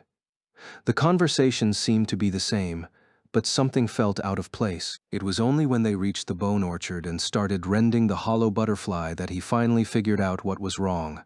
Jet and Nephis were resting while he and Cassie were busy splitting the tough chitin on the great monster, and the blind girl seemed strangely distracted, moving slower than she was supposed to. Right. It all started when she failed to make her usual remarks about the guiding light. He had only noticed that Cassie was behaving strangely that late, because she usually kept quiet while the others talked. Her subtle reactions, however, had been different from the familiar ones all along. What is going on? Sonny stopped what he was doing and stared at Cassie with a slight frown. Eventually he asked, "Cassie, is everything all right with you?" She froze, then turned to face him and lingered for a few moments. "Yes, I think so. I just have this strange feeling." He raised his eyebrow. What feeling? It was an ominous sign that their oracle was having a strange feeling. Cassie's premonitions were never trivial, and were usually the harbingers of terrifying events. But what could have triggered this premonition? Nothing was supposed to change on Windflower, unless Sonny was the one to change it. He waited tensely to hear her response, all kinds of dreadful theories flashing in his mind. However, when Cassie finally answered, all those thoughts disappeared, replaced by stunned silence. She shrugged. "It's nothing serious. I just can't get rid of this feeling of déjà vu." Sonny stared at without saying anything. Déjà vu. Wasn't that how he himself had first come to recognize the twisted nature of time on Windflower? He blinked. Was Cassie becoming aware of the loop too? Chapter 1437. One Pebble. Throughout the rest of the loop, Cassie continued to be a little off. The changes were subtle, but Sonny could easily spot them. After all, he had been going through these tribulations for a long time now. Anything that was different from how things were supposed to go drew his attention. Cassie was clearly in a slightly dazed state, not unlike how he had been the first time around. Otherwise, she would have realized that having a persistent sense of déjà vu on an island where time endlessly repeated itself had to mean something. Then again, she might have simply attributed it to the time loop and moved on. It was only Sonny who knew that the blind girl was acting differently from how she had in the previous revolutions. Why is this happening? Cassie was distracted because of her strange mental state, while Sonny was distracted because of Cassie. The cohort had slain the cavern terror, traversed the system of caves, and obliterated the swarm of black millipedes. Finally, they climbed out of the chasm and ventured into the misty forest. Now that it was submerged in darkness, Sonny found it much easier to move forward. He was in his element. He could also track the movements of the nightmare creatures populating this part of the island, not to mention the fact that he already knew what they were capable of. Some abominations had to be avoided at all costs. Some could be challenged. It was easier to avoid the former, and not as hard to slay the latter. Armed with knowledge and the element of surprise, the cohort made swift progress. Eventually, there came a moment when Sonny told everyone to slow down and took the lead. Banishing the mist from a small area in front of them, he called, "Effie, do not." As soon as he spoke, a gray spear flashed toward him with tremendous speed, as if shot from a devastating siege engine. Holding back a sigh, Sonny moved to the side and effortlessly caught the spear with his bare hand. The power of Effie's throw was scary enough to drag him back a few steps, but he easily kept his balance. "Throw that damned spear at me." Nephis and Jet had barely had any time to react. They both stared at the deadly weapon held in his hand with astonishment. Cassie, though, did not seem too surprised. Her soft lips moved, as if she was whispering something to herself. Effie's figure was already revealed, standing in the darkness. "D. Doofus?" Sonny scoffed. "Who else would it be? Come, take your spear back. It's heavy." The rest of the revolution went without anything dire happening. Sonny was in no mood to try anything dangerous. Anyway, he was busy recalculating various possibilities, coming up with new solutions, and observing Cassie. From time to time, he also looked at Effie. The boisterous huntress had been put off a little at the start, noticing that he was not reacting to her teasing. But after Jet explained the nature of the loop to her, she understood why Sonny seemed different from his usual self. tucking a loose strand of hair behind her ear. Effie looked at him bashfully. "Ah, so you've heard all these jokes already? Dozens of times? Crap, I didn't think I was that predictable." Luckily, Nephis was there to be flustered in his place. Watching the huntress explain what had happened to her, Sunny couldn't help but think about Effie. It was an incredibly stupid thing, what she had done. Getting pregnant in the middle of a war was not exactly smart. Even if it had not been intentional, the result was the same. Still, he could understand. Somewhat. Passions were high on the battlefield, and even the smartest people were prone to making mistakes when they were not thinking straight. Gods knew he had made his own share of stupid decisions. Plus, modern medicine was often unreliable when it came to awakened, especially the more powerful ones. Sunny did not know if Effie had taken steps to prevent this exact situation from happening, but even if she had, they might have ended up failing her. Even if that was not the case, he could understand. But how the hell had she ended up being pregnant in a nightmare? Bad luck, really. An avalanche of misfortune that started with a single pebble. A heavy sigh escaped from his lips. Indeed, Effie had never had any intentions of challenging the third nightmare. She was only here because of a series of tragic events that no one could have foreseen. It had to have started not long after she found out about her condition. Back then, the government forces escorting Wake of Ruin were never meant to participate in a large-scale battle. They were simply there as observers, and yet, when the Great Gates opened during the Battle of the Black Skull, Effie had no choice but to escape into the Dream Realm, just like the rest of the Masters and Saints there. In the Nightmare Desert, Beastmaster offered her a way out, but the members of the cohort had no plans of challenging a seed then. Their goal was to reach the Black Pyramid. Effie must have thought that they would either escape or die in a matter of days or weeks at most. Her pregnancy was not supposed to become an issue. Unlike the rest of them, Effie had already lost one cohort. Her original companions had all perished in the catacombs below the Dark City. The thought of becoming the lone survivor once again must have been unbearable. So, she chose to remain with her friends. It was only after Beastmaster, Seishon, Morgan, and Sir Gilead left that a decision to follow Mordred into a nightmare was made. At that point, the only choice Effie had was to challenge the seed with them or remain in the desert alone to not become a burden to her companions. But even if she had chosen the latter, the members of the cohort would have definitely not allowed her to commit suicide out of misguided consideration for their well-being. And here they were. Sunny looked away and sighed again. It must have been hard on her. Effie always put up a carefree front, but he knew that behind it, she had known just as much heartbreak and sorrow as the rest of them, if not more. Making the decisions she had made, no matter right or wrong, could not have been easy. In fact, it was the opposite. Every step of the way must have been frightening, heavy, and difficult. I have to get her out of this hellhole alive. They would deal with the rest later. Eventually, the revolution came to an end, and when the next one started, Sunny was startled by an unexpected noise. Looking back, he saw that Cassie had dropped the guiding light, which clattered and rolled across the deck. Her expression was frozen. Taking a step toward the blind girl, Sunny lingered for a moment and asked, "What's the matter?" Cassie slowly turned to face him and took a shallow breath. Her words were exactly what he expected to hear. "Sunny, I remember." Chapter 1438, Hiring an Assistant. Sunny did not know how many revolutions it had taken him to become aware of the loop. However, he knew that around 2 months had passed since he did. That was how much longer it had taken for Cassie to join him in knowing the truth. Standing on the deck of the chainbreaker, Sunny stared at the blind girl intensely. He was feeling a strange mix of emotions, relief, and gratitude to start with. He was incredibly elated at the thought of sharing the burden of escaping Windflower with someone, especially someone as resourceful and steady as Cassie. But at the same time, there was a note of unease in his heart. How exactly had she come to know about the loop, and why? For him, it was because of the sin of Solace. Sunny remained silent for a few moments, then suddenly took a step forward and asked, his voice grim, "You see him too, don't you? Admit it.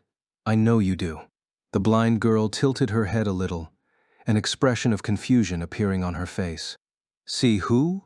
I don't understand." Sunny hesitated for a moment. Was she telling the truth? Or was she only pretending to be oblivious to the sin of Solace? If it was the latter, he had to give Cassie and her acting skills credit.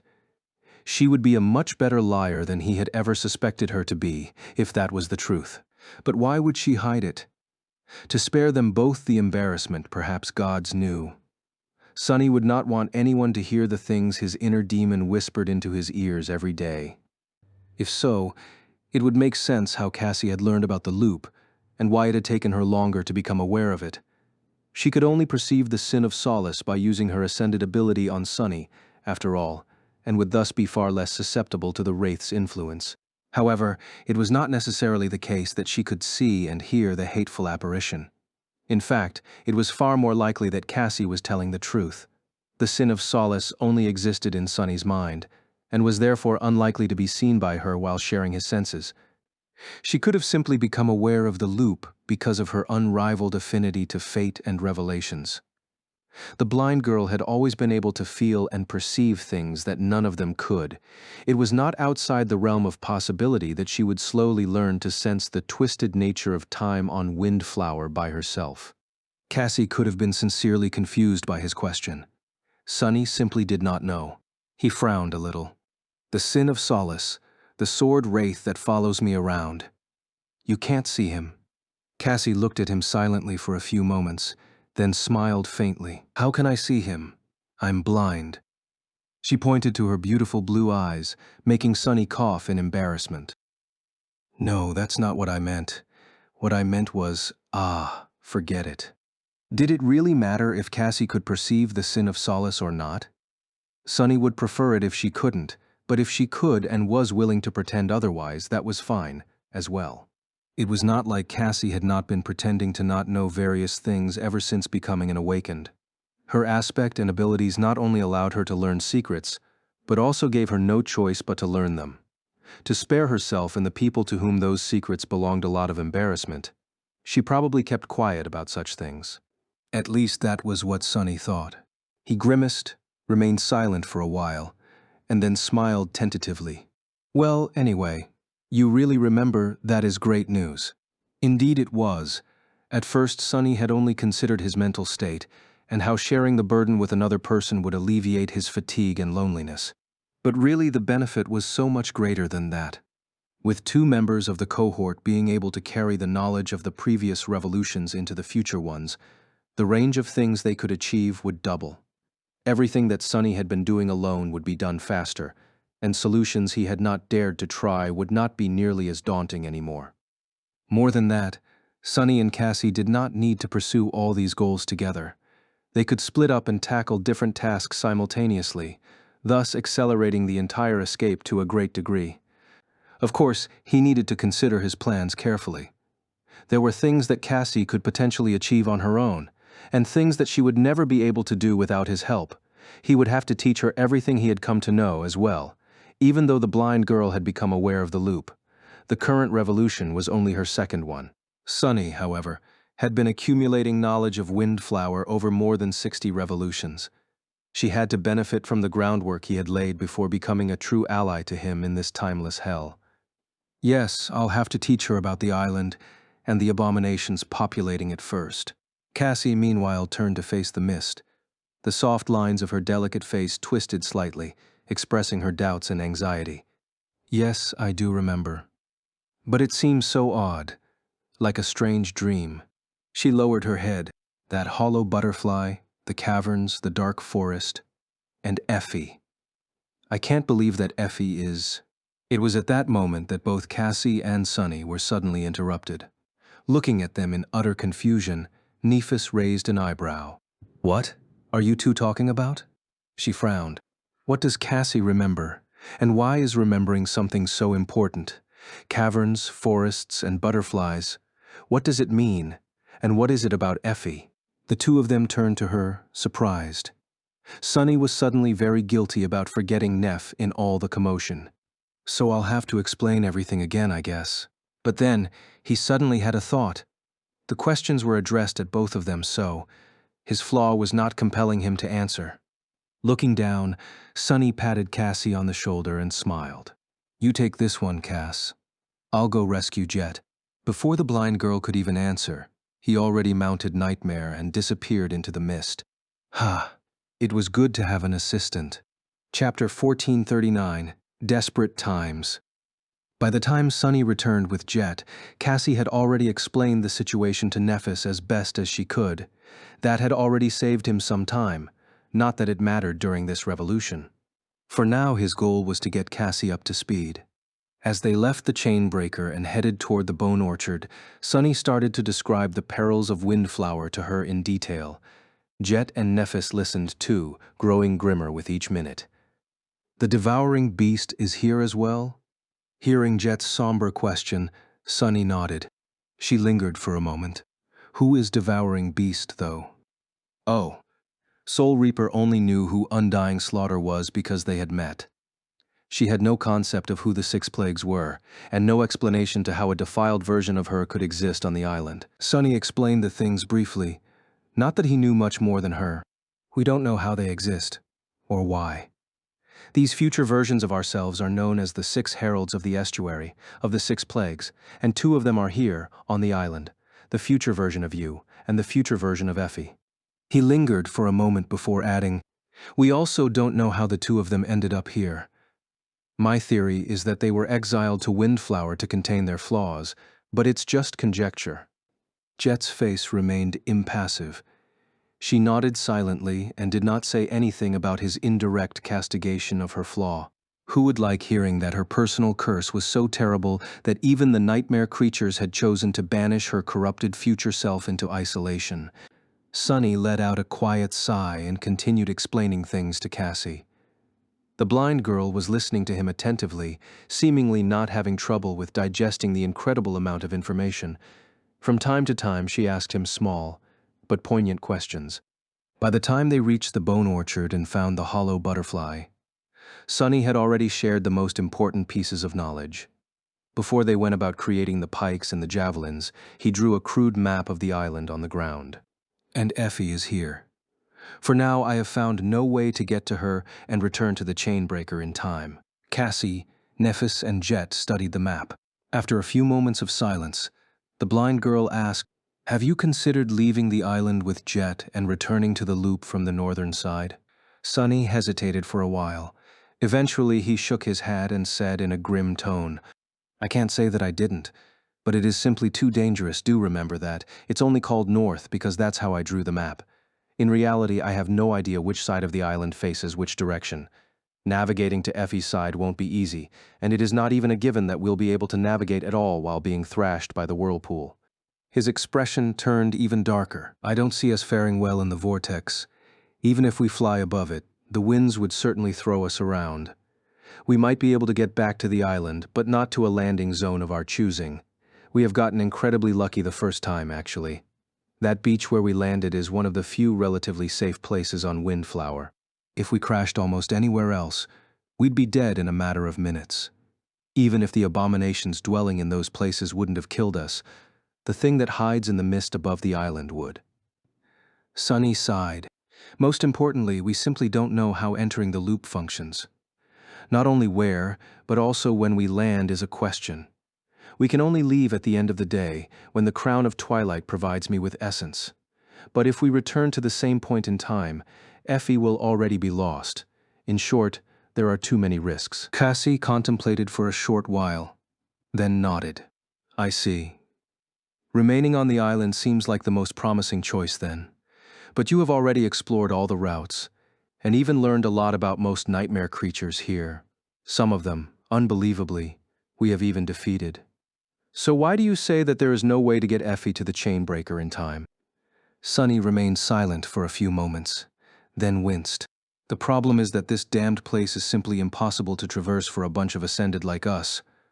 Sure, we have killed a few of the local residents, but only the weakest and most vulnerable of them, or those that our powers directly counter. The rest are too dreadful for us to fight. So, we can only advance by hiding and timing our movements perfectly. And that is too slow to get to the other side and come back in the span of a single day. The blind girl was studying the map. For a moment, Sunny was reminded of how strange the situation was. Cassie could not see, so she was simply pretending to look at the map. She seemed to have developed a habit of imitating the actions of those who had sight in order to not make the people around her feel uncomfortable, while in reality she was actually seeing the map through the eyes of her companions. He hesitated, then added with a bit of hope in his voice, "But that was back when I was the only one with the detailed knowledge of the loop. Now that there are two of us, the situation might change." Cassie did not answer for a while. Then, she slowly shook her head. "No, it won't change." Sonny was taken aback. He stared at her tensely, then asked, his voice even, "And why is that?" The blind girl sighed. "It's because I am not strong enough to make a decisive difference. Sure, with my help, you can save an hour or two, but that is not enough. Even if we separate, the scope of the things I can accomplish is limited. If this island is too dangerous for you, Sonny, then it is certain death for me." She frowned. "Even if we somehow manage to make everyone in the cohort remember the previous revolutions, it will still not be enough. Not that having Nephis, Jet, and Effie slowly being driven mad by that cursed sword of yours is an option." Sonny's face darkened. He scoffed, then looked away. "So what are you suggesting we do then?" Cassie shrugged. "We explore every opportunity.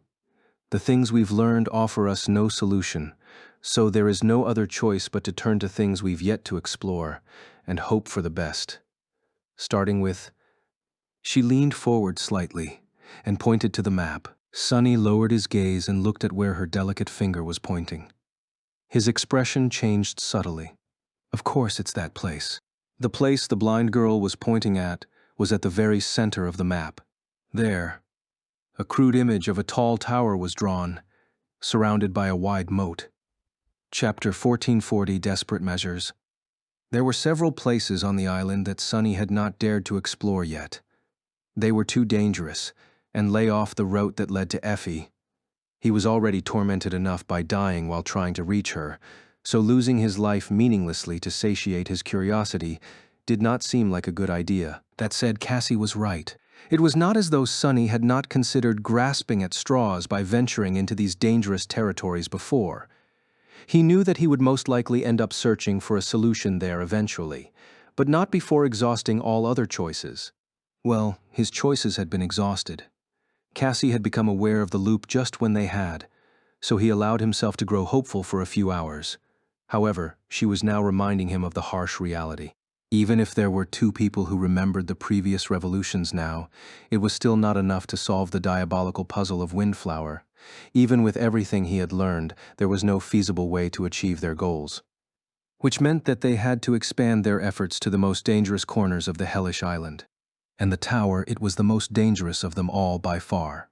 Sonny had already tried to enter it once, during one of the earlier revolutions. However, before he could even cross the bridge, he had died without even realizing what had killed him. The bones of the dreadful nightmare creatures and the abominations standing motionlessly on the bridge only solidified the fact that the stronghold of the Seeker was absolutely deadly, more deadly than the overgrown port, the harrowing shrine, and the eerie circle of black obelisks. He stared at the map silently. "Oh, can't say I'm not curious to get inside, though." Windflower was just too mysterious. Sonny had been exploring the dreadful island for about 2 months now, and although he was now familiar with its landscape and dangers, he did not know a lot about its history. Who was the Seeker that had lived here before exactly? How had that person been able to not only survive inside the loop, but also build the tower, the port, the shrine, and other structures within it? Or had the vortex not existed yet when they called Windflower home? If it had not, was the Seeker responsible for creating it? Sonny knew, of course, that Windflower had not always been trapped within a loop of repeating time. Otherwise, there was no explanation for the existence of the Bone Orchard, the steps cut into the cliffs, and many other landmarks of the nightmarish island. Even the line of footprints they had found in the white sand predated the starting point of the loop. They looked like they had been left only a few hours, but in reality, the person who had leapt off the edge of the island must have done so many centuries ago. Sonny wondered if those were the footprints of the mysterious Seeker. He also wondered, if the loop was really created by someone, can't it be destroyed as well? If there was a place where he could find answers to at least some of these questions, it was the Seeker's Tower. Looking at its crudely drawn image and Cassie's finger pointing to it, Sonny let out a heavy sigh and nodded. All right. Now that there is no other choice, we will explore the tower. The tower was just like it had been before, but also a little different. This time, Sunny and the members of the cohort, including Effie, approached it from the northern side. Windflower was also shrouded in impenetrable darkness, so the sight of the lonesome spire rising above the forest was even more foreboding. The light in one of its highest windows seemed even brighter now, shining above the dreadful island like a beacon. The Seeker's Tower was not exactly ominous in and of itself. It was not a gargantuan structure like the Crimson Spire or the great ivory pagoda of the Kingdom of Hope. Nor was its architecture particularly menacing. In fact, it was rather beautiful. The gray tower was perched atop a tall black cliff, airy and austere. Nevertheless, it emanated a sense of absolute, harrowing threat. Every time Sunny looked at it, he could feel a chill run down his spine. The frozen figures of terrifying nightmare creatures that stood on the bridge did not help one bit. Even now, he was staring at them with a dark expression. The members of the cohort were doing the same as they hid between the pines. Is that a great beast? In the sinister silence of the misty forest, Effie's whisper sounded as loud as thunder. Sunny glanced at her and nodded solemnly. Indeed it is. One of the abominations caught by the bridge was a towering monstrosity that seemed to be made entirely out of bulging muscles, sharp claws, and harrowing fangs. It was almost unnoticeable in the darkness of the fragment, but because the light shining from the window reflected from its pale hide, a vague silhouette could be seen. Effie gulped. Damn. That reaction did not surprise Sunny. After all, only a fool would not be scared by a great nightmare creature. I want to eat it so much. It's not fair that only you and Princess got to feast on a great abomination. That turtle's meat must have tasted heavenly, right? Sunny remained motionless for a few moments, then shook his head. Never mind. He wouldn't have deemed the gluttonous huntress with an answer, but sadly, his flaw compelled him to. Gritting his teeth, Sunny lingered for as long as he could, and then said reluctantly, "Yeah, it tasted pretty amazing." In the darkness, Nephis carefully touched his shoulder. When Sunny turned to her, she asked in a low voice, "What do we do now?" He studied her beautiful face for a few moments and sighed. What was there to do? We will try to cross the bridge. Right, all of you, prepare to die. Chapter 1441. Let's split up. Although the Seeker's Tower was right in front of them, Sunny had little hope that they would be able to reach its entrance this time. Not only was the tower protected by the eerie enchantment, but the revolution was also close to its end. It had taken them a lot of time to find Effie and get back to the heart of the island. He did not know how much longer they had. Exactly. But it might have been mere minutes. In the end, they never found out. The black cliff was surrounded by a wide open space where there were no trees. Not long after the members of the cohort cautiously abandoned the forest, a gentle wind caressed Sunny's face, forcing him to look up. Windflower was shrouded in impenetrable darkness, so no one except for Sunny could see. But there was something there, above them, hiding in the black expanse of the misty sky. Frozen in terror, he watched dozens of twisting tendrils descending from the turbulent black fog, each hundreds of meters long. Then, he was dead. Coming back to his senses on the deck of the chain-breaker, Sunny could not help but shudder. This was the first time he had caught a glimpse of the being that dwelled in the mist above the island. Sunny had thought that Windflower had no horrors left to surprise him with, but he had been wrong. What even is that thing? Hiding how disturbed he was, Sunny turned and looked at Cassie. By now he was, if not accustomed, then at least familiar with the terrible trauma of dying. The blind girl had only recently become aware of the loop, though.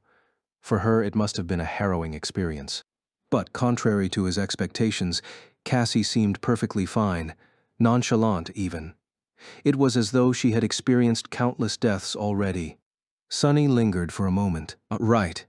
Considering her aspect, she probably has. Nevertheless, he walked over to her, hesitated for a moment, and tried to make his voice sound soft. Are you all right?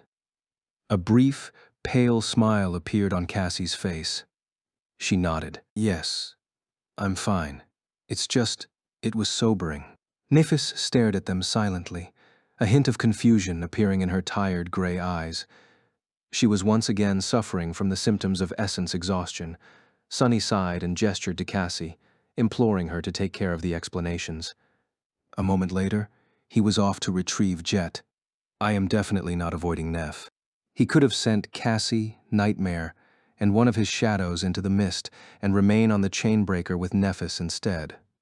However, Sunny was not quite sure how to act around her now after what the Sin of Solace had said and what he himself had admitted, especially not if they were left alone. I'll just think about how to get into the terrifying ancient tower. That is much less daunting. He explained the situation to Jet on the way back to the chainbreaker. At the same time, Cassie explained it to Nephis. So, by the time the four of them reunited, everyone was already aware of what was going on. But the usual routine had to change from now on. If they wanted to enter the tower, they couldn't waste time going to the far side of the island and back. There was simply not enough hours in the loop. Nevertheless, Sunny hesitated. How could he leave Effie alone in the cold mist and darkness? He was not sure what had happened to her in the previous revolutions without them. But knowing what he knew about the island, he doubted that it was something he would want to know. Sunny remained silent for a while, agonizing over the choice. Then, Nephis suddenly spoke. Jet and I can handle that. He looked at her in confusion. What do you mean? She leaned over and pointed to the map he had drawn. You and Cassie can go to the tower. The two of us will enter the caverns, kill the terror, find Effie, and hide ourselves away until the end of the loop. Soul Reaper is the key to slaying that thing anyway, so we'll manage without you. Sunny listened to her with a grim expression and shook his head. But you know close to nothing about the island. The two of you alone won't be enough, especially with how low on essence you are. Nephis smiled. Who says that we'll be alone? We can take your Onyx Saint and Ravenous Fiend with us. You can also send one of your shadows to tag along. Once you unleash the Shadow Realm fragment, you'll be able to extend your senses to almost anywhere on the island, right? You can observe where we are and guide us with the help of the shadow. That will be enough. Sunny hesitated for a few moments. Neff's suggestion had merit. He was still not convinced that they would be able to survive the dread of Windflower on their own, but there was a chance no matter how small. Sunny would most likely be able to guide them through the forest remotely. Cassie could share senses with either Nephis or Jet, too, to warn him should anything unexpected happen. In any case, there was not much of a choice. Even though he did not like the idea of sending both members of the cohort who could not remember the past events of the loop blindly into the mist, it was worth trying at least once. Cassie and Sunny, meanwhile, had the best chance of actually making it inside the tower. Ah, I hate it. He shifted slightly, then nodded. Right, you two go and kill the cavern terror then. If you give it half of the beating you gave me, it might just run away and hide in fear. Both Nephis and Jet stared at him incredulously. After a few moments of silence, Jet asked, When did we give you a beating? Nephis nodded and raised an eyebrow. And why? Sunny coughed and looked away. Oh, don't worry about it. It was just a small misunderstanding. A couple revolutions ago anyway. There's no time to waste. We should hurry if we don't want to be discovered by undying slaughter. Come on, let's move. Soon, they left the chain breaker and separated.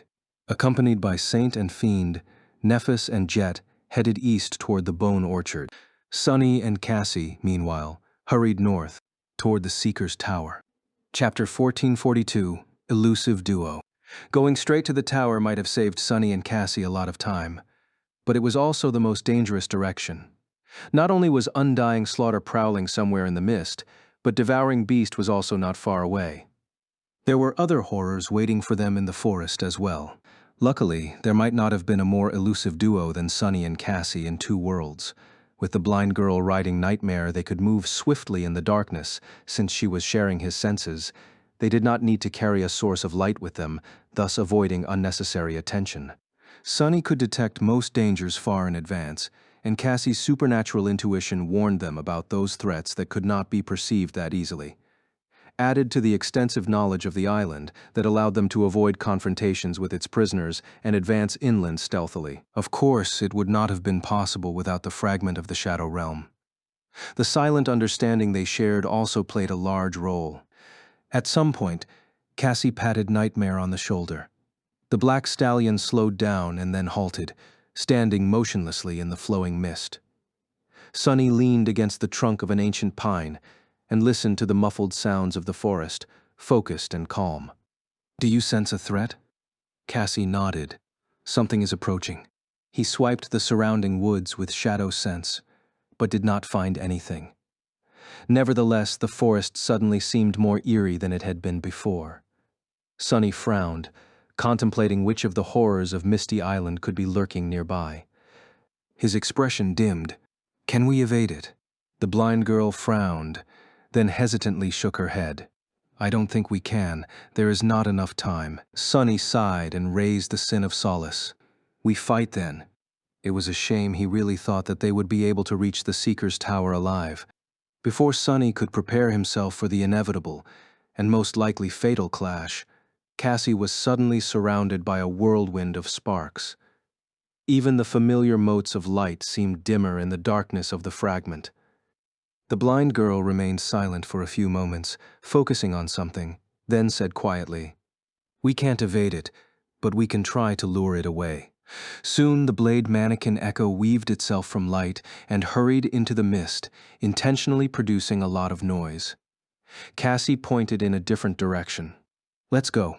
They rushed away, wanting to create as much distance between themselves and the unseen danger as possible. Sunny kept tracing the echo with shadow sense. Less than a minute later, something strange happened to it.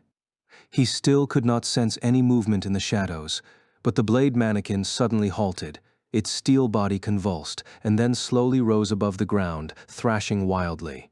One of its arms fell into the moss, shattered and torn. Then another. This one took a moment more to land. Soon, pieces of torn metal rained from somewhere very high above. Sunny could not sense the shadow of the clockwork swordsman anymore. It was simply gone. A few seconds later, Cassie sighed. The spell just announced that he is destroyed. Sunny was frowning as he ran. Fortunately, the poor echo had bought them enough time to slip away from whatever it was that had gotten the blade mannequin. They could have taken a safer but longer route. Perhaps he had been hasty in his decision to waste as little time as possible. Despite Sunny's doubts, they did reach the tower alive. Cassie had to sacrifice the Sybil Echo as well, but they made it to the heart of the island in one piece, standing between the ancient pines at the edge of the killing field that surrounded the black cliff. The two of them remained silent for a while. Both were remembering the harrowing sight of the long tendrils descending from the mist to harvest their lives. That harvester, how do we avoid being noticed by it? Sunny had considered flying across the moat before, but now he did not dare to. The bridge seemed to be the only way, but even then, they would be in the open. Or we can swim. Sunny glanced at the rushing water and suddenly felt a chill running down his spine. Something told him that nothing could return from its depths alive. He contemplated for a few moments, then sighed. "I can manipulate the mist to hide us from the harvester. We should be able to reach the bridge unseen." Cassie tilted her head a little. "But can we cross the bridge?" The figures of the frozen nightmare creatures suggested otherwise. Sunny studied the dark silhouettes with a grim expression, then concentrated on the black cliff itself. There are runes carved into the rock. Do you recognize them? If there was indeed an enchantment protecting the tower, then Cassie was the only one who could decipher it. Sunny knew a bit of runic sorcery as well, but his knowledge of it was nowhere near that of the blind seer. She did not answer for a while, thinking. Eventually, Cassie frowned. "It is hard to say. We can only see a part of the inscription from here." "Does it encircle the entire cliff?" Sunny nodded. "I've passed the tower from various directions in the past, and every time I saw these large runes carved into the cliff." Cassie lingered for a moment. "Then let's not hurry to reach the bridge yet. We should circle the tower and study the runes first." They proceed with just that. Staying under the cover of the forest, Sunny and Cassie slowly moved around the black cliff.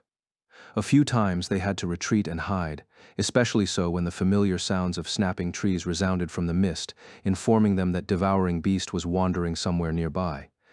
In the process, both of them observed the progress of the other party tensely. Miraculously, Nephis and Jet emerged from the caverns alive. The two of them must have managed to slay the corrupted terror, after all. Judging by how bloodied their armor was, the battle had been a terrible one. Nevertheless, there were no wounds under all that blood. They had already been healed by Nephis. Saint and Fiend were also in one piece, although the latter seemed worse for wear. Guided by Sunny's shadow, Neph and Jet were now cautiously traversing the misty forest. Around the time they found Effie, and were almost impaled on her spear, Sunny and Cassie finally returned to where they had started from. The blind girl dismounted and was now sitting on the ground, tracing unfamiliar runes in the wet soil. There was a frown on her face. Strange. Sunny waited for as long as he could, then finally asked, "Well, can you make sense of them? Is it an enchantment?" Cassie hesitated for a while. "It seems to be. However, it's unlike any enchantment I have ever seen before, here in the tomb of Ariel, in the Kingdom of Hope, and anywhere across the dream realm." Her expression was suddenly troubled. "There are runes that do not seem to be a part of the enchantment as well. The spell does not translate them, so they are not exactly words. However they are, in a way. It's like a code. Or a puzzle, I guess." Sunny raised an eyebrow. "Can you solve that puzzle?" Cassie nodded. "Yes. It's not particularly hard. Anyone knowledgeable in runic sorcery would be able to." He glanced at the black cliff, thought for a few moments and asked, "So what do these runes say?" The blind girl hesitated. "It's a bit strange. I don't quite understand the meaning, but if I'm reading it correctly, they say—" Cassie remained silent for a bit, then turned to him and shrugged. "I am the tower that Alethea of the Nine built." Chapter 1443, Cutting a Mountain. Sunny remained silent for a while, looking at the blind girl with a strange expression. Alethea of the Nine? The word sounded familiar. He had met a person with a similar name a long, long time ago. The young awakened swordsman from his first nightmare, the one whom he called Hero the Spell, had called him Oro of the Nine. Was it a coincidence or something more? Sunny frowned. What did he really know about Hero? Not much. Hero had been alive during the twilight of the Golden Age, not long before the Doom War started. He was a soldier of a militant empire, which worshipped war god and had conquered many lands. He was a warrior of considerable skill and had already awakened at his young age. Now that Sunny knew how long it took one to awaken without the assistance of the spell, that fact seemed even more impressive. But Sunny had known that Oro of the Nine was not a simple person all along. Not because of his skill and talent, but simply because of all the people in the nightmare. He was the only one whose name the spell remembered. That alone told Sunny that Oro was special. The spell appraised Sunny's performance in the first nightmare as glorious, which meant that he had deviated from the natural course of events to a great degree. What would have happened to Oro if Sunny had never taken the place of the nameless temple slave? The slave would have died, most likely, while the young swordsman would have survived. If he lived on and escaped the mountain pass, what fate would have awaited him in the future? And there was one more detail. What was it that he said to justify killing me? Right before their fateful confrontation, Oro had said something peculiar. Something about how he would have gladly faced the Mountain King to let Sunny escape if his life belonged to him alone. But it did not, because the young swordsman had sworn to fulfill an unencompassable duty of some sort. He couldn't allow himself to die because of it. What was the duty Oro had spoken of? And why was the name of another person of the Nine inscribed on the base of the Seeker's Tower? Who were the Nine? Sunny took a deep breath and glanced at Cassie. "What do you think it means?" The blind girl remained silent for a moment. Althea must be the name of the Seeker who used to live on this island. He or she was proficient in sorcery, it seems. Other than that, it's hard to say. Sunny sighed. "Have you ever heard of the Nine?" He did not really expect a positive answer. But to his surprise, Cassie hesitantly nodded. "I might have. If I remember correctly, Nephis mentioned once that she had met someone with the same title." Sunny blinked. "Huh? How would Neph have met one of the Nine? It must have been in her second nightmare. If that was the case, then these Nine seem to have a habit of popping up in many nightmares. Just who were they? Or had been, more precisely? Shaking his head, Sonny made a mental note to ask Nephis about the person she had met, and turned his attention to the tower. All right. So this Aletheia was the master of Windflower, and left a powerful enchantment to protect the tower. Cassie shook her head lightly. The island might not have been called Windflower back then. It's just a name by which people of fallen grace call it today. When the Seeker resided here, it was probably called Aletheia's Island or something like that. Sonny shrugged. Whatever. In any case, how do we break the enchantment? He thought for a few moments, then asked, will destroying some of the runes work? Cassie remained silent for a while. Not just any runes, but if the key ones are erased, the enchantment will fall apart. I can identify the ones we need to destroy. Sonny raised an eyebrow. I thought you said that you couldn't make sense of this strange enchantment. The blind girl smiled. That's true. I wouldn't be able to recreate it, but breaking it is much easier than that. Nevertheless, don't be too encouraged. The runes are carved deep, and there are certainly measures in place to protect them. We'll have to shatter the entire slope of the cliff to erase them. He chuckled. Leave that to me. I might not be able to cut a mountain with one slash of my sword, but breaking a cliff or two shouldn't be a problem. Cassie nodded and fell silent, concentrating on identifying the key runes of the enchantment. Sonny, meanwhile, studied the black cliff. A long time passed. On the far side of the island, Nephis, Jet, and Effie had hidden among the cliffs and shared a meal. Sonny watched them through the shadow and listened to the calming flow of their conversation. Neph was holding the guiding light, explaining how it had been found in the lost Temple of Fallen Grace. Finally, Cassie was done with her task. The two of them moved stealthily around the black cliff and reached the spot where the string of most vulnerable runes was located. There, destroy that section. She pointed to where Sonny needed to strike, but he shook his head. Not yet. They had to wait a little longer. After about an hour, Sonny took a deep breath and rose. A whirlwind of scarlet sparks danced around his hand, forming into a black bow. He raised it and held the string. At the same time, somewhere outside the mist, the 7 suns were plunging into the great river. It was dusk. As the crown of twilight opened his soul to a flood of essence, Sonny drew the bow and activated its most powerful enchantment, Death Dealer. Usually he would not have been able to use it more than a few times in a row. The strain on his essence reserves was simply too great. But right now it did not matter. Releasing the string, he sent a black arrow flying.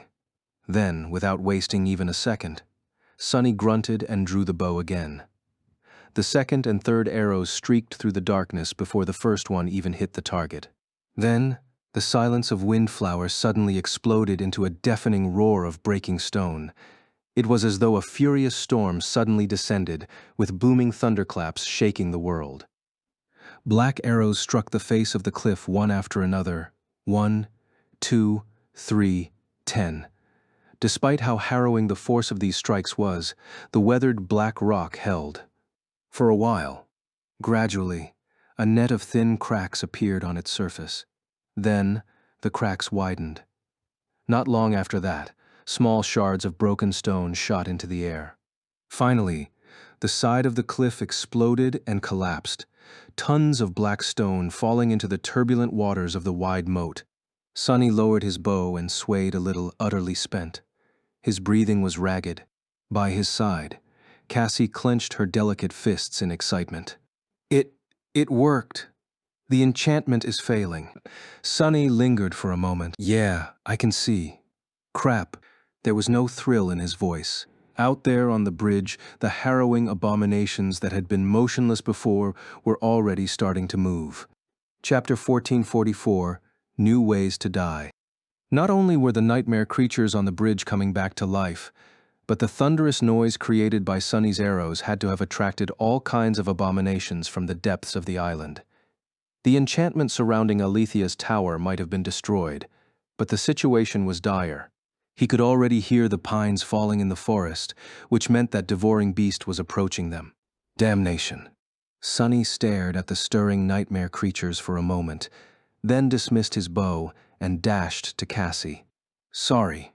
Grabbing the blind girl by her thin waist, he effortlessly lifted her off the ground and jumped into the saddle.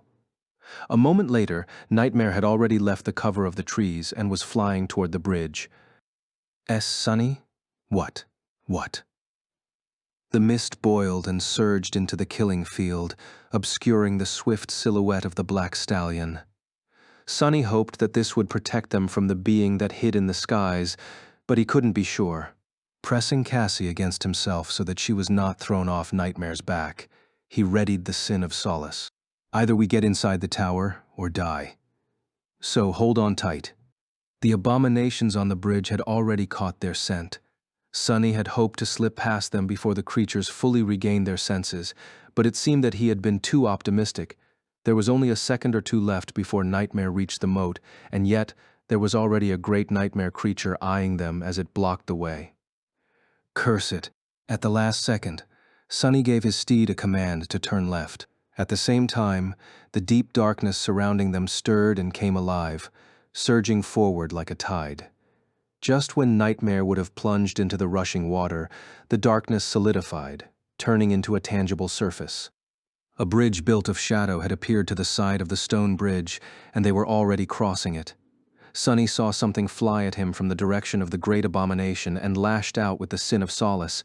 The impact was powerful enough to almost tear his arm off, but he did manage to deflect it. A moment later, they were past the nightmare creatures. Sunny even imagined that they could actually make it. But then, something was wrong. The further Nightmare advanced across the moat, the worse Sunny felt. His body had somehow turned weak and frail. His thoughts turned cloudy. What is happening? Cassie's golden hair, which was flying into his face a moment before, was now white for some reason. Pressed against him, her body felt unnaturally thin and fragile. The sin of solace slid out of his grip and fell into the water. Looking down in confusion, Sunny stared at his hand. His skin had turned wrinkly and translucent, like that of an old man. It was just like Ananke's hand when he had first seen her. His teeth felt loose in his gums, as if ready to fall out. "Sunny?" Cassie's faint voice was almost too quiet to hear. The other side of the moat was so close, but before they could reach it, Sunny's vision suddenly turned blurry. Then he was standing on the deck of the chain breaker once again. Turning slowly, Sunny looked at Cassie. The blind girl was standing behind him, shivering. Her beautiful face was deathly pale, but her hair, it was golden once again. He slumped against the railing, let out a shaky breath, and forced out a smile. "I guess we really do have to use the bridge." She nodded slowly. "Yes, let's try to make it this time." Sunny had always wanted to die of old age, but definitely not in such a cruel manner. It seemed that his previous suspicion that diving into the moat would be lethal was correct.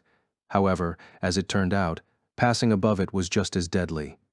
"At least now, I know that masters can die of old age, too." It was actually an interesting piece of information. It was common knowledge that awakened had longer lifespans than mundane humans, but no one really knew by how much. The spell had only descended on the waking world around half a century ago, after all, and it took a while for the first Ascended to appear. The first saints appeared even later, after Sunny had been born. I'll put it in my exploration report if we ever make it out alive. Not letting the eerie death slow them down, Sunny and Cassie made another attempt to enter Alethia's tower. In the end, it took them a dozen more revolutions to succeed. Getting near the water flowing in the moat was a death sentence, since time around it went utterly insane. Flying was suicidal because of the harvester, so the only way to reach the black cliff was to cross the stone bridge. However, the nightmare creatures trapped on it were too deadly. As soon as the enchantment was destroyed, they were released from its hold and turned their attention to the two humans. Sunny and Cassie tried fighting them and perished. Then they tried to evade them, but were caught and killed. Eventually, it was Sunny who came up with a way to deal with the abominations. With devouring beast on their heels and the nightmare creatures in front of him, he simply made sure that the former and the latter collided with each other before they caught him and Cassie. Then, while the bestial giantess was dismantling the dreadful abominations behind them, Sunny and Cassie stealthily ascended the steps cut into the cliff. There was more deadly magic on those steps, but after dying to it several times, they finally found a way to reach the tower. Finally, they stood in front of its gates. They were shut tightly, and even if Sunny had a key, there was no lock to insert it. Luckily, he was already familiar with this type of door. Placing his hand on the surface of the gate, he sent his essence flowing into it. The ancient door opened slowly. Hearing a furious roar chase after them from the bottom of the cliff, Sunny did not waste any time. Grabbing Cassie's hand, he entered Alethia's tower and pulled the blind girl inside. Chapter 1445 Inside the Tower. As soon as Sunny shut the gate behind them, the terrifying roar that had been approaching was cut off. A few moments later, the tower seemed to shake a little, as if something had crashed into its walls. However, apart from a little dust that fell from the ceiling, nothing happened. They seemed to be safe. From the threats outside, at least. Letting out a sigh of relief, Sunny took a step back and looked around. His eyes narrowed a little. Well, that is unexpected. He had wondered about what the interior of Alethia's tower would look like a lot. In his mind, there were two possibilities. Either it would be perfectly preserved and full of tantalizing knowledge, or serve as the lair for the most harrowing abomination yet. The truth was that it was both and neither at the same time. From what Sunny could tell, the interior of the tower had once been austere, but elegant. None of that elegance remained, however. At some point, a dreadful nightmare creature had made its way inside. He was currently staring at that nightmare creature.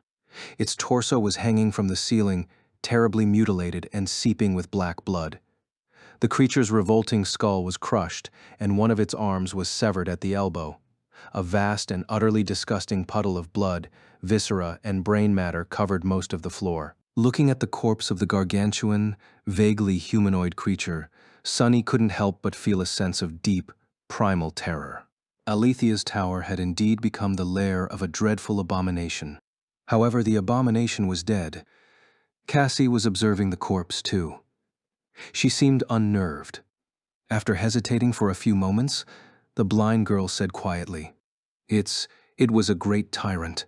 Sunny gulped. "Why the hell is there a great tyrant in our third nightmare even? That has to be against the rules. And why was there something capable of mutilating a great tyrant to such a degree here as well? What was that damned spell thinking?" Shaking his head, Sunny studied their surroundings. Now that he had some time, he noticed signs of a terrible battle.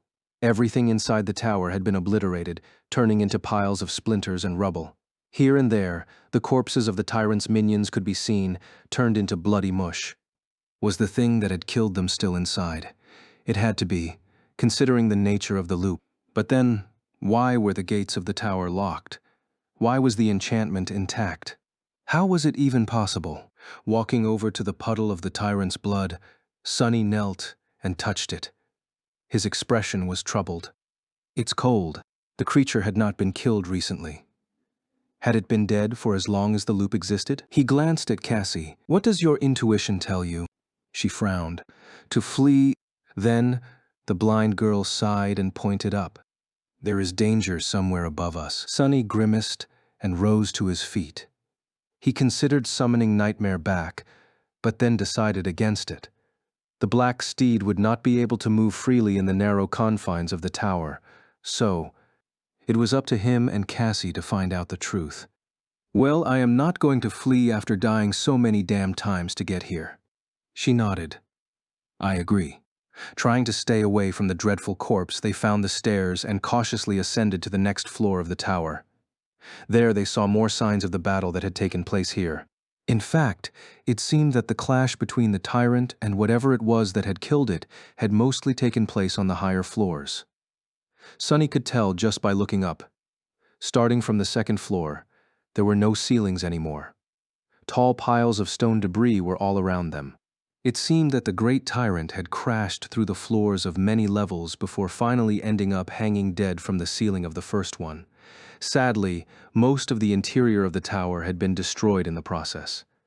Sunny glanced at Cassie, then sighed and started climbing. The blind girl followed by holding the hilt of the quiet dancer, which gently lifted her in the air. They slowly ascended past the destroyed portion of the tower before finally arriving at the second-to-last level. Here, a chunk of the floor still remained, leading to a narrow staircase. The battle seemed to have never reached the last level, so the ceiling was intact. Sunny could not tell what was above them, but he knew only the highest window of the tower was emanating light. So, the source of that light had to be on the last floor. The source of the terrible danger Cassie felt was also there. "Stay behind me." Moving forward to protect the blind girl with his body, Sunny put his foot on the first step and started ascending the stairs. He felt wary and apprehensive, scared even. After experiencing so many painful deaths, it was only natural for his body to be afraid of another one. Even if he understood that he would be brought back to life by the loop, his body didn't. Let's just get it over with. Arriving in front of an engraved wooden door, Sunny hesitated for a moment, then sighed and opened it. Bright light washed over him the next instant. There was a faint smell of incense in the air. Taking a step forward, Sunny shielded his eyes with a hand and extended his shadow sense forward.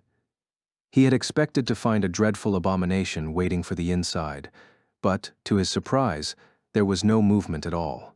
Lowering his hand, he looked at the final floor of Alethea's tower. It consisted of one large chamber. There were lanterns floating in the air all around it, emanating a warm glow. A pleasant smell of incense permeated the air. The interior of the chamber was perfectly intact. A few pieces of simple but tasteful wooden furniture stood on the tiled floor. "Sunny." Cassie pointed to the far side of the spacious room. There, a wide bed stood, surrounded by a half-transparent silk canopy. And on that bed, a beautiful woman in an archaic robe was laying, her chest rising and falling steadily. She was fast asleep. Chapter 1446, Windflower. Both Sunny and Cassie froze, bewildered by the strange scene. Surely I'm seeing things. This was Windflower, a misty hell where harrowing abominations and defiled saints were imprisoned, not even knowing that they were. A place that slowly devoured the souls of great nightmare creatures until there was nothing left but empty husks. The abandoned stronghold of an ancient seeker who had left to challenge the estuary. How could there be someone sleeping soundly in its very heart? Sunny suppressed the desire to pinch himself. He also suppressed the desire to pinch Cassie. Hey, you see what I see, right?" As soon as he spoke, Sunny suddenly felt a wave of fear wash over him and covered his mouth with a hand. Shaking off his bewilderment, he reminded himself where they were and why they had come here. Cassie had said that there was a source of terrible danger at the top of Alethea's tower, but there was only this sleeping woman, which meant that she was that source. What if his voice woke her up? The blind girl nodded slowly and answered in a whisper. "I do." Sunny lingered for a few moments. Is this Aletheia? Indeed, that would be the most rational guess. They were standing in the tower built by Aletheia of the Nine, after all. So who else could it be? Cassie shook her head. It shouldn't be. The seeker who lived on this island is said to have left it a long, long time ago, before the defilement was even born. Of course, the information I received from the people of Fallen Grace might be wrong. She frowned. But it is said that only the Serpent King has been able to come to Windflower and return alive. I honestly don't see how any human could have survived this place, let alone how they would have ended up sleeping peacefully at the top floor of this tower. Sunny studied the figure of the sleeping woman tensely, then rubbed his face tiredly. Then who the hell is she? The blind girl remained silent for a while. Eventually, though, she answered, "Actually, I have a theory." Cassie hesitated for a moment, then said, I think she is Windflower." Sunny stared at her in confusion. "What do you mean? She is a personification of this island." The blind girl shook her head. "No. Remember, nobody knows where the name Windflower came from. However, I noticed something strange about the guiding light. It continued pointing to the center of the island even after we landed, right?" Sunny nodded. Cassie sighed. "I was also able to make it point to you, Neff, and Effie, but not Jet. I puzzled over how it worked for a long time, and after a while, I started to suspect that it's because Jet doesn't have a true name. Or at least I don't know what her true name is. Indeed, Soul Reaper was simply Jet's nickname, not her true name. Actually, even Sunny did not know if she had one." The blind girl, meanwhile, continued. I got that idea, actually, after we saw Devouring Beast. The guiding light only points to Effie, and not her. That is strange, considering that they are the same person, only. I think that once somebody becomes corrupted, their very nature start to change. So, they lose their true name, or maybe it changes as well. She studied the walls of the spacious chamber and said, I think that if we had the guiding light and asked it to point us to Windflower, it would have pointed directly at this woman. Sunny frowned, then asked quietly, All right, let's say that you are correct still. The question remains, who the hell is this Windflower? Cassie suddenly coughed and looked away in embarrassment. I don't know. He stared at her in confusion. Then why the hell did she go on and on about the guiding light, true names and all that? We are exactly where we started this conversation. Shaking his head, he took a deep breath and asked, So what do we do now? We wanted to come here to find a way to escape Windflower, Alethea's island, whatever this place is actually called. Do we just wake her up and hope that she's not some terrifying defiled abomination? Cassie shook her head. She's not defiled. She is a transcendent human, a saint. Sunny raised an eyebrow. How do you know? The blind girl raised an eyebrow. How do you not know? I used my dormant ability to read her runes. You can do whatever it is you do to look inside people. He blinked a couple of times. Right, he could do that. Shifting his perception, he peered into the soul of the sleeping woman. She had a single radiant core, its brightness similar in intensity to that of a fully saturated transcendent soul core. However, his expression dimmed. At the very heart of the beautiful radiance, almost unnoticeable, there was a tiny seed of encroaching darkness. It was small and insignificant for now, but Sunny knew that it would grow, because that was how corruption was. It spread and consumed everything until there was nothing pure left. The woman might not be defiled yet, but she was going to be soon. She won't, though. The thought appeared in Sunny's mind almost on its own. He contemplated its meaning for a few moments, then tilted his head slightly. Right. She won't. For as long as the woman remained on Alethea's island, inside the loop, she was not going to be corrupted if she could hold out for a single day. At the end of the day, the time would rewind itself, and whatever progress the vile darkness had made would be erased. Therefore, for her this island was like a sanctuary.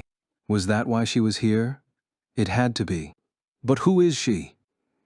Sunny sighed, then looked at Cassie and hesitated for a moment. So are we really going to wake her up? The blind girl shrugged. What's the worst that can happen? Sunny stared at her with wide eyes. What? Why on earth would you say that?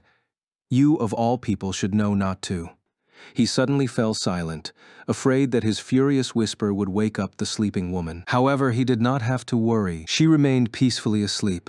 In fact, nothing they did seemed to wake her up. By the time the revolution ended, it had become apparent that the mysterious woman's slumber was not a natural one. Instead, it seemed eternal. Chapter 1447. Different Approach. So, what do we do now? The cohort was hidden between the cliffs on the northern side of the island. Effie was pillaging the covetous coffer, while Jet and Nephis sat tiredly on the ground. They had taken point in the battle against the cavern terror, but strangely enough, Sunny and Cassie seemed more drained. The blind girl shook her head in dejection. I'm not sure. They had just shared their findings. The method to infiltrate Alethea's tower, the remains of a slain great tyrant, the sleeping woman on the top floor, and how they had failed to wake her up. Sunny was in a grim mood. They had wasted so much time and effort, but had nothing to show for it. The escape from the island seemed just as impossible as it had before. Curse it. He remained silent for a few moments, then glanced at Nephis. There was something gnawing at him.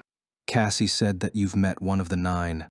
That question held no real importance for their current situation, but he felt curious. Perhaps knowing more about the former master of the island could help them think of a new solution. Neff looked at him with a hint of surprise. Yes, I did. Sunny did not react much to her confirmation. Was it in your second nightmare? He was more or less certain of it.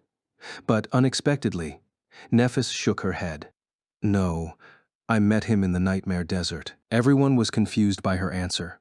Effie and Jet, because they did not know who the 9 were. Sunny and Cassie, because they did. How could a person from the ancient past of the dream realm be alive in the present day? Noticing their confusion, Nephis explained. When I first entered the Nightmare Desert, I found 2 skeletons nailed to a mystical tree. One called himself Azarax the Mighty, and the other called himself Euris of the 9. I got the impression that they were left on that tree as punishment. She paused for a moment, then added quietly, "That Euris, he told me that he was a humble slave who had angered the gods by slitting the throat of one of them." I'm not sure if his words can be trusted, though to me, it seemed like he had been a high-ranking soldier of the demon army. In any case, I took him off the tree, and he guided me to the underworld. We parted not long before I entered the nightmare. Sunny stared at her in bewilderment. Well, that is a wild story. 2 talking skeletons nailed to a tree? Sure, the Nightmare Desert is full of old bones that refuse to stay dead. However, none of those I've seen ever spoke to me. For a moment, he remembered visiting Neff's dream right after she had returned from her second nightmare. Had there not been a terrible tree there, with 2 figures cruelly nailed to its trunk? And what was it about slitting a god's throat? Surely that was a play on words. Right? Interesting. Oro had been a soldier of the war god's empire. However, this Euris seemed to have participated in the Doom War on the side of the daemons. Aletheia, meanwhile, had come to the tomb of Ariel, perhaps the only place where the war had never reached. Just what was he supposed to make of it? If there was one unfortunate conclusion Sunny had to make, it was that knowing about Euris of the 9 did not help him at all. Aletheia's island still seemed inescapable. The tower, which had been their hope for the last dozen or so revolutions, seemed to be a dead end. Cassie let out a heavy sigh. We should probably try to wake up that woman again. If nothing helps, although I don't like it, we might want to try attacking her. Sunny raised an eyebrow. You want to kill her? The blind girl frowned, remained silent for a few moments, then said quietly, If that is what it takes, I do. He was somewhat surprised. Cassie had changed more than he had thought. The shy girl he had known on the Forgotten Shore would have never thought of killing a bystander without provocation, even if it could help her. Or rather, she would not have thought of it if given another choice. Well, why am I surprised? The past years had changed all of them. Sunny was not the same person he had been on the Forgotten Shore. He hoped that it was for the best. Cassie would not have stayed the same either. He sighed. Actually, we don't need to wake her. Everyone looked at him questioningly. After a few moments of silence, Nephis shifted slightly. Do you mean? Sunny nodded. He had visited Neff's dream once, so he could visit the sleeping woman's dreams as well. That way, they would not need to wake her. It was all thanks to Nightmare, and one of his abilities, Dreamwalker. It allowed the dreadful steed to travel through dreams and take his master with him. Yeah, I can get Nightmare to transport me into this woman's dreams. Perhaps she will tell me something that can help us escape the island. The others looked at him somberly. After a while, Jet asked, Are you sure you want to visit the mind of a saint who is slowly being corrupted, Sunny? It might be dangerous. Effie nodded. Listen, Sunny, I'm sure that you've visited the dreams of many a young lady even without the help of that scary horse of yours, but this is different. This defilement, you guys think that it spreads simply through knowing a secret, right? What if you learn that secret in her dream? Sunny shrugged. It's not that I want to do it, it's that I have to. Don't worry too much, I'll be careful. He still had the mirror of truth. If push came to shove, he would use it to copy Neff's longing and get Nightmare to carry him away from the mysterious saint's dream as fast as possible. It actually sounded like a plan. He nodded. Then it's decided. Cassie and I will go to Aletheia's tower again come the next revolution. And hopefully this time, we won't leave empty-handed. Chapter 1448. A Beautiful Dream. Finding themselves back on the deck of the Chainbreaker, Cassie and Sunny did not waste any time. After bringing Jet back, they sent her and Nephis to find Effie. Then they hurried toward Aletheia's tower. By now, traversing this area of the misty forest had become a routine for them. They knew just where to go and when. Nevertheless, both of Cassie's echoes had to be sacrificed along the way. Now that they did not have to study the runes cut into the black cliff, there was even some time to rest while they waited for dusk. Hidden away from the killing field surrounding the tower, they shared a haphazard meal and waited. Sunny studied Cassie's face in the darkness. She seemed calm and collected, but he knew that she had to be struggling to stay sane, just as much as he had struggled after living through his own first few revolutions. Alethea's island was just too cruel and harrowing of a hell. In fact, Sunny was not sure what his mental state would have been if Cassie had not joined him in the knowledge of the loop. Having someone steady to share the burden was truly a blessing. Perhaps that was the reason the blind girl seemed less affected by the gruesome things they had lived through here. Unlike him, she had always had a partner to support her. Still, he hesitated for a moment, then asked, "How are you doing?" Cassie smiled. Her smile was faint and fleeting, just like it had been ever since their meeting in Fallen Grace. "I am fine." Sunny wanted her to say more, but Cassie kept herself closed off. It was strange, really. There had been a time when they were close as siblings, and a time when they were like strangers. The ice between them thawed eventually, but it took Sunny a long time to want to mend their relationship. Now that he was trying, though, Cassie seemed unwilling. He simply did not know what was happening in that head of hers. Actually, he suspected that no one knew. Even Nephis, who was the closest to the blind girl, could not tell what Cassie was thinking. Perhaps that was the curse of being a seer. Sunny sighed. "I am way too oblivious about these things to navigate through such a mess." But he had to try, at least. "Well, if you want to talk about it, I'm here." Cassie nodded. "Thank you. It means a lot." However, it seemed as if she was thinking about something else. Shaking his head slightly, Sunny rose and summoned his bow. "It's almost time." They destroyed the enchantment protecting Alethea's tower, led devouring beast to the released nightmare creatures, and slipped past them.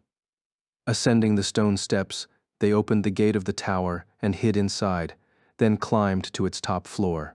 Finally, Sunny and Cassie arrived at Windflower's chamber. Everything here was the same. Calling upon Nightmare, Sunny approached the perfectly preserved bed and looked at the woman sleeping on it through the half-transparent canopy. The mysterious saint was a rare beauty, without a doubt. Her dark skin was smooth and dewy, without a single blemish on it. The lines of her exquisite face were soft and lovely. Her wavy hair was like glistening black silk, while her archaic robe was of a rich azure color with vivid white accents. As she dreamt, her expression was vulnerable and innocent. It was a captivating sight. Sunny found it hard not to let his heart be moved as he looked at the sleeping beauty. The world itself seemed warmer and softer around her, as if caressed by a gentle wind. He sighed. "I'm going. Cassie, you stay safe, please." With that, he took a step back and dissolved into the shadows. Nightmare was already waiting for him in their embrace. His vast form wrapped itself around Sunny, and then they were somewhere else, and yet they were exactly where they had been. Sunny was still on the top floor of Alethea's tower. However, it looked different. The wide bed was empty. Cassie was nowhere to be seen. The floating lanterns were gone. Instead, the chamber was drowned in bright light that poured through the windows. Nightmare had to hide in the deep shadows in the corner of the spacious room to avoid it. That's not right. Since when was Alethea's island so bright? Wary, Sunny slowly walked to the window and looked outside. His eyes narrowed slightly. Below him was the familiar island. However, it had changed entirely. The suffocating mist was gone, revealing the beautiful green expanse of the pine forest. The trees bathed in warm sunlight, swaying slightly in the wind. Here and there, clear streams flowed. The killing field surrounding the tower was drowning in flowers. The stone bridge was empty, with no nightmare creatures in sight. In fact, without the mist, Sunny was supposed to see the towering figure of devouring beast wandering the forest. However, she was nowhere to be seen. There was no harrowing creature in the clear blue sky either. Alethea's island seemed utterly devoid of danger. Instead, it seemed like a tranquil, beautiful, and peaceful place. A paradise. This is her dream? Sunny knew that he was inside a dream. However, the space around him did not seem like one. It was much more solid, defined, and permanent than the few dreams he had visited in the past. What the hell is going on? It's a wonderful day, isn't it? That voice. Sunny flinched and turned around. A woman had just entered the chamber, carrying a bouquet of fresh flowers. It was her, the beautiful sleeping saint of Alethia's tower.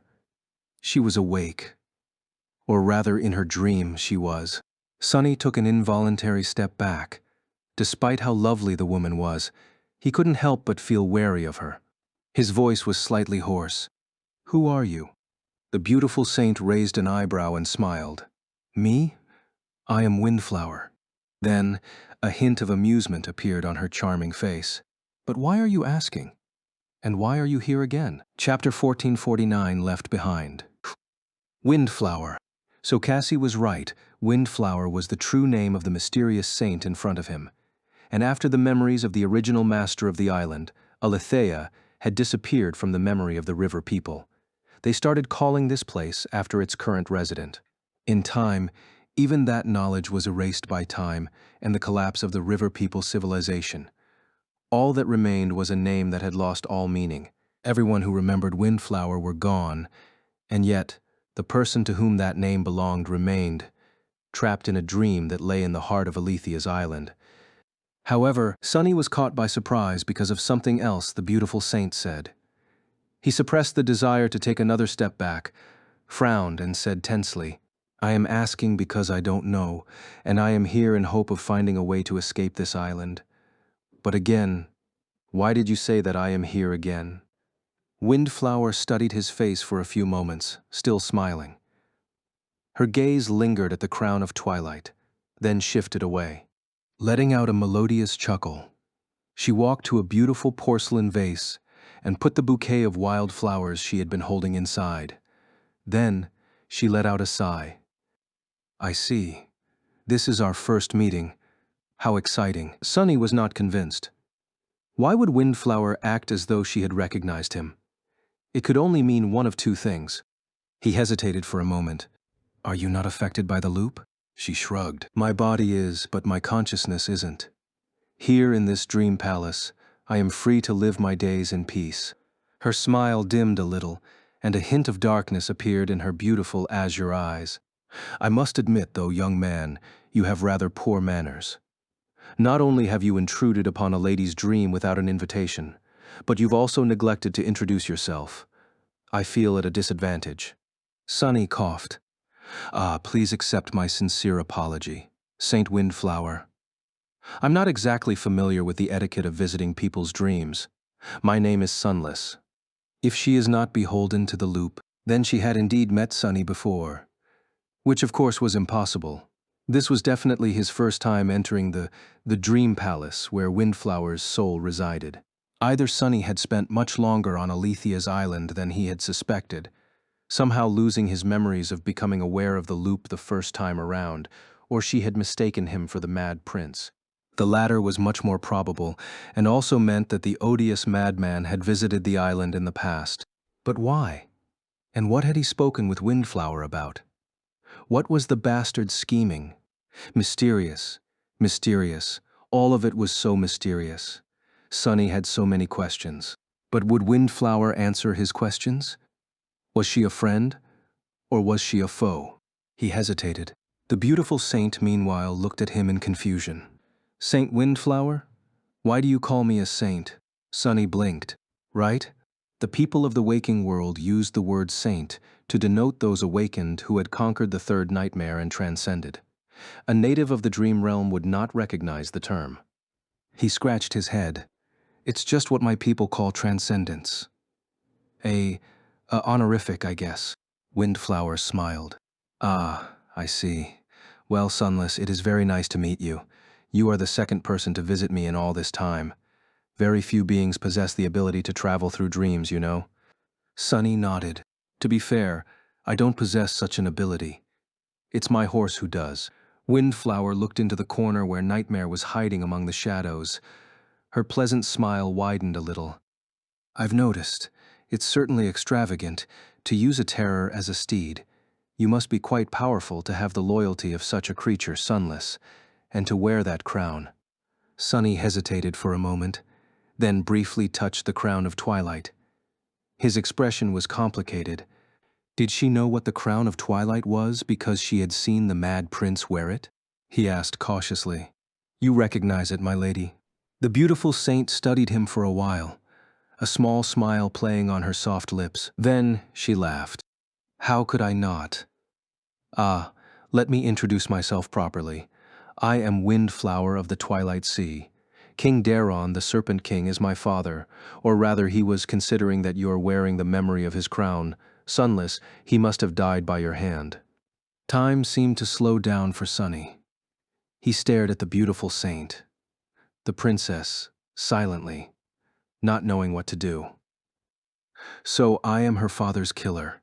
That was not ideal, to say the least. He had already been wary of Windflower, and knowing that there was blood between them only made that wariness grow. Who would want to stand in front of a mysterious, partially corrupted saint after slaying her father? Of course, Daron of the Twilight Sea had already succumbed to corruption himself by the time Sunny killed him, so there was no rational reason for the enchanting princess to hate him. But when had people even been rational? Wait a minute. There was another revelation in what she had said. Windflower easily identified the crown of twilight as a memory, which meant that she knew about the spell, was its carrier most likely. Sunny's eyes narrowed. Well, of course she is. If she was Daron's daughter, then she was not one of the river people. Instead, she was a challenger of this nightmare. Just like Sunny. No, not quite only masters could challenge the third nightmare. And since she was a saint, she had either achieved transcendence inside the tomb of Ariel, or had come inside with her father, in order to guide the future challengers with him. Noticing Sunny's unease, Windflower smiled. I see you are starting to get it. Indeed, I am not the real Princess Windflower. I am merely a copy of her, conjured by the nightmare spell. She is long dead by now, I think, and yet I remain. Sunny's face paled. This was the first time he had met an inhabitant of a nightmare who was aware of their nature. He didn't quite know how to behave in front of her. Was this Windflower dead or alive?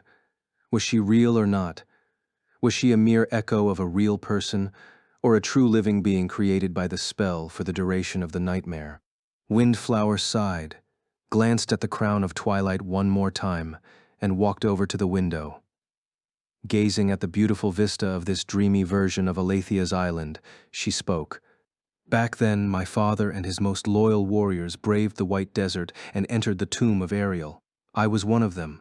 Our goal was to imprint our souls into the great river, so that when challengers entered this nightmare, there was someone to help them conquer it. She sighed lightly. It was a gamble, of course, a desperate one, considering that our world was dying. It was already being consumed by the dream realm, and despite all our struggles, we had failed to rise to the challenge of the spell. My father was the only supreme of our people, and there was not going to be another, at least not in time to turn the tide of destruction. So he came up with a plan to raise an army of transcendent warriors in this unique nightmare.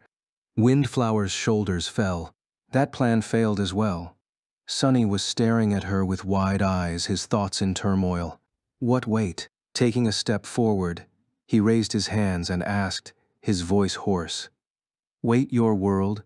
Being consumed by the dream realm? What do you mean? The beautiful saint turned and looked at him in surprise. Her enchanting azure eyes were full of confusion. Then, she smiled. Shaking her head, Windflower chuckled and said, her words sending Sunny's mind reeling. What did you think that yours was the only world that the nightmare spell infected? Sunless. Of course not. There were others. Yours is not the first. She lingered for a moment, then added with a hint of amusement, however, it will be the last. Chapter 1450, Seventh Realm. Sunny was reeling from the sudden deluge of impossible knowledge that Windflower had so casually shared with him. The relationship between the waking world and the dream realm. The vague theories about the nightmare spell he and Naphis had discussed. Everything he knew was suddenly upturned. He remained silent for a while, then weakly raised a hand, summoned the shadow chair, and sat down. Watching him, the beautiful saint tilted her head slightly and laughed. What an interesting memory.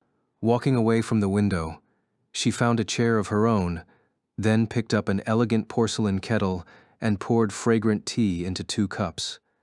Sunny took a deep breath. I did think that my world, we call it the waking world, was the only one infected by Nightmare's spell.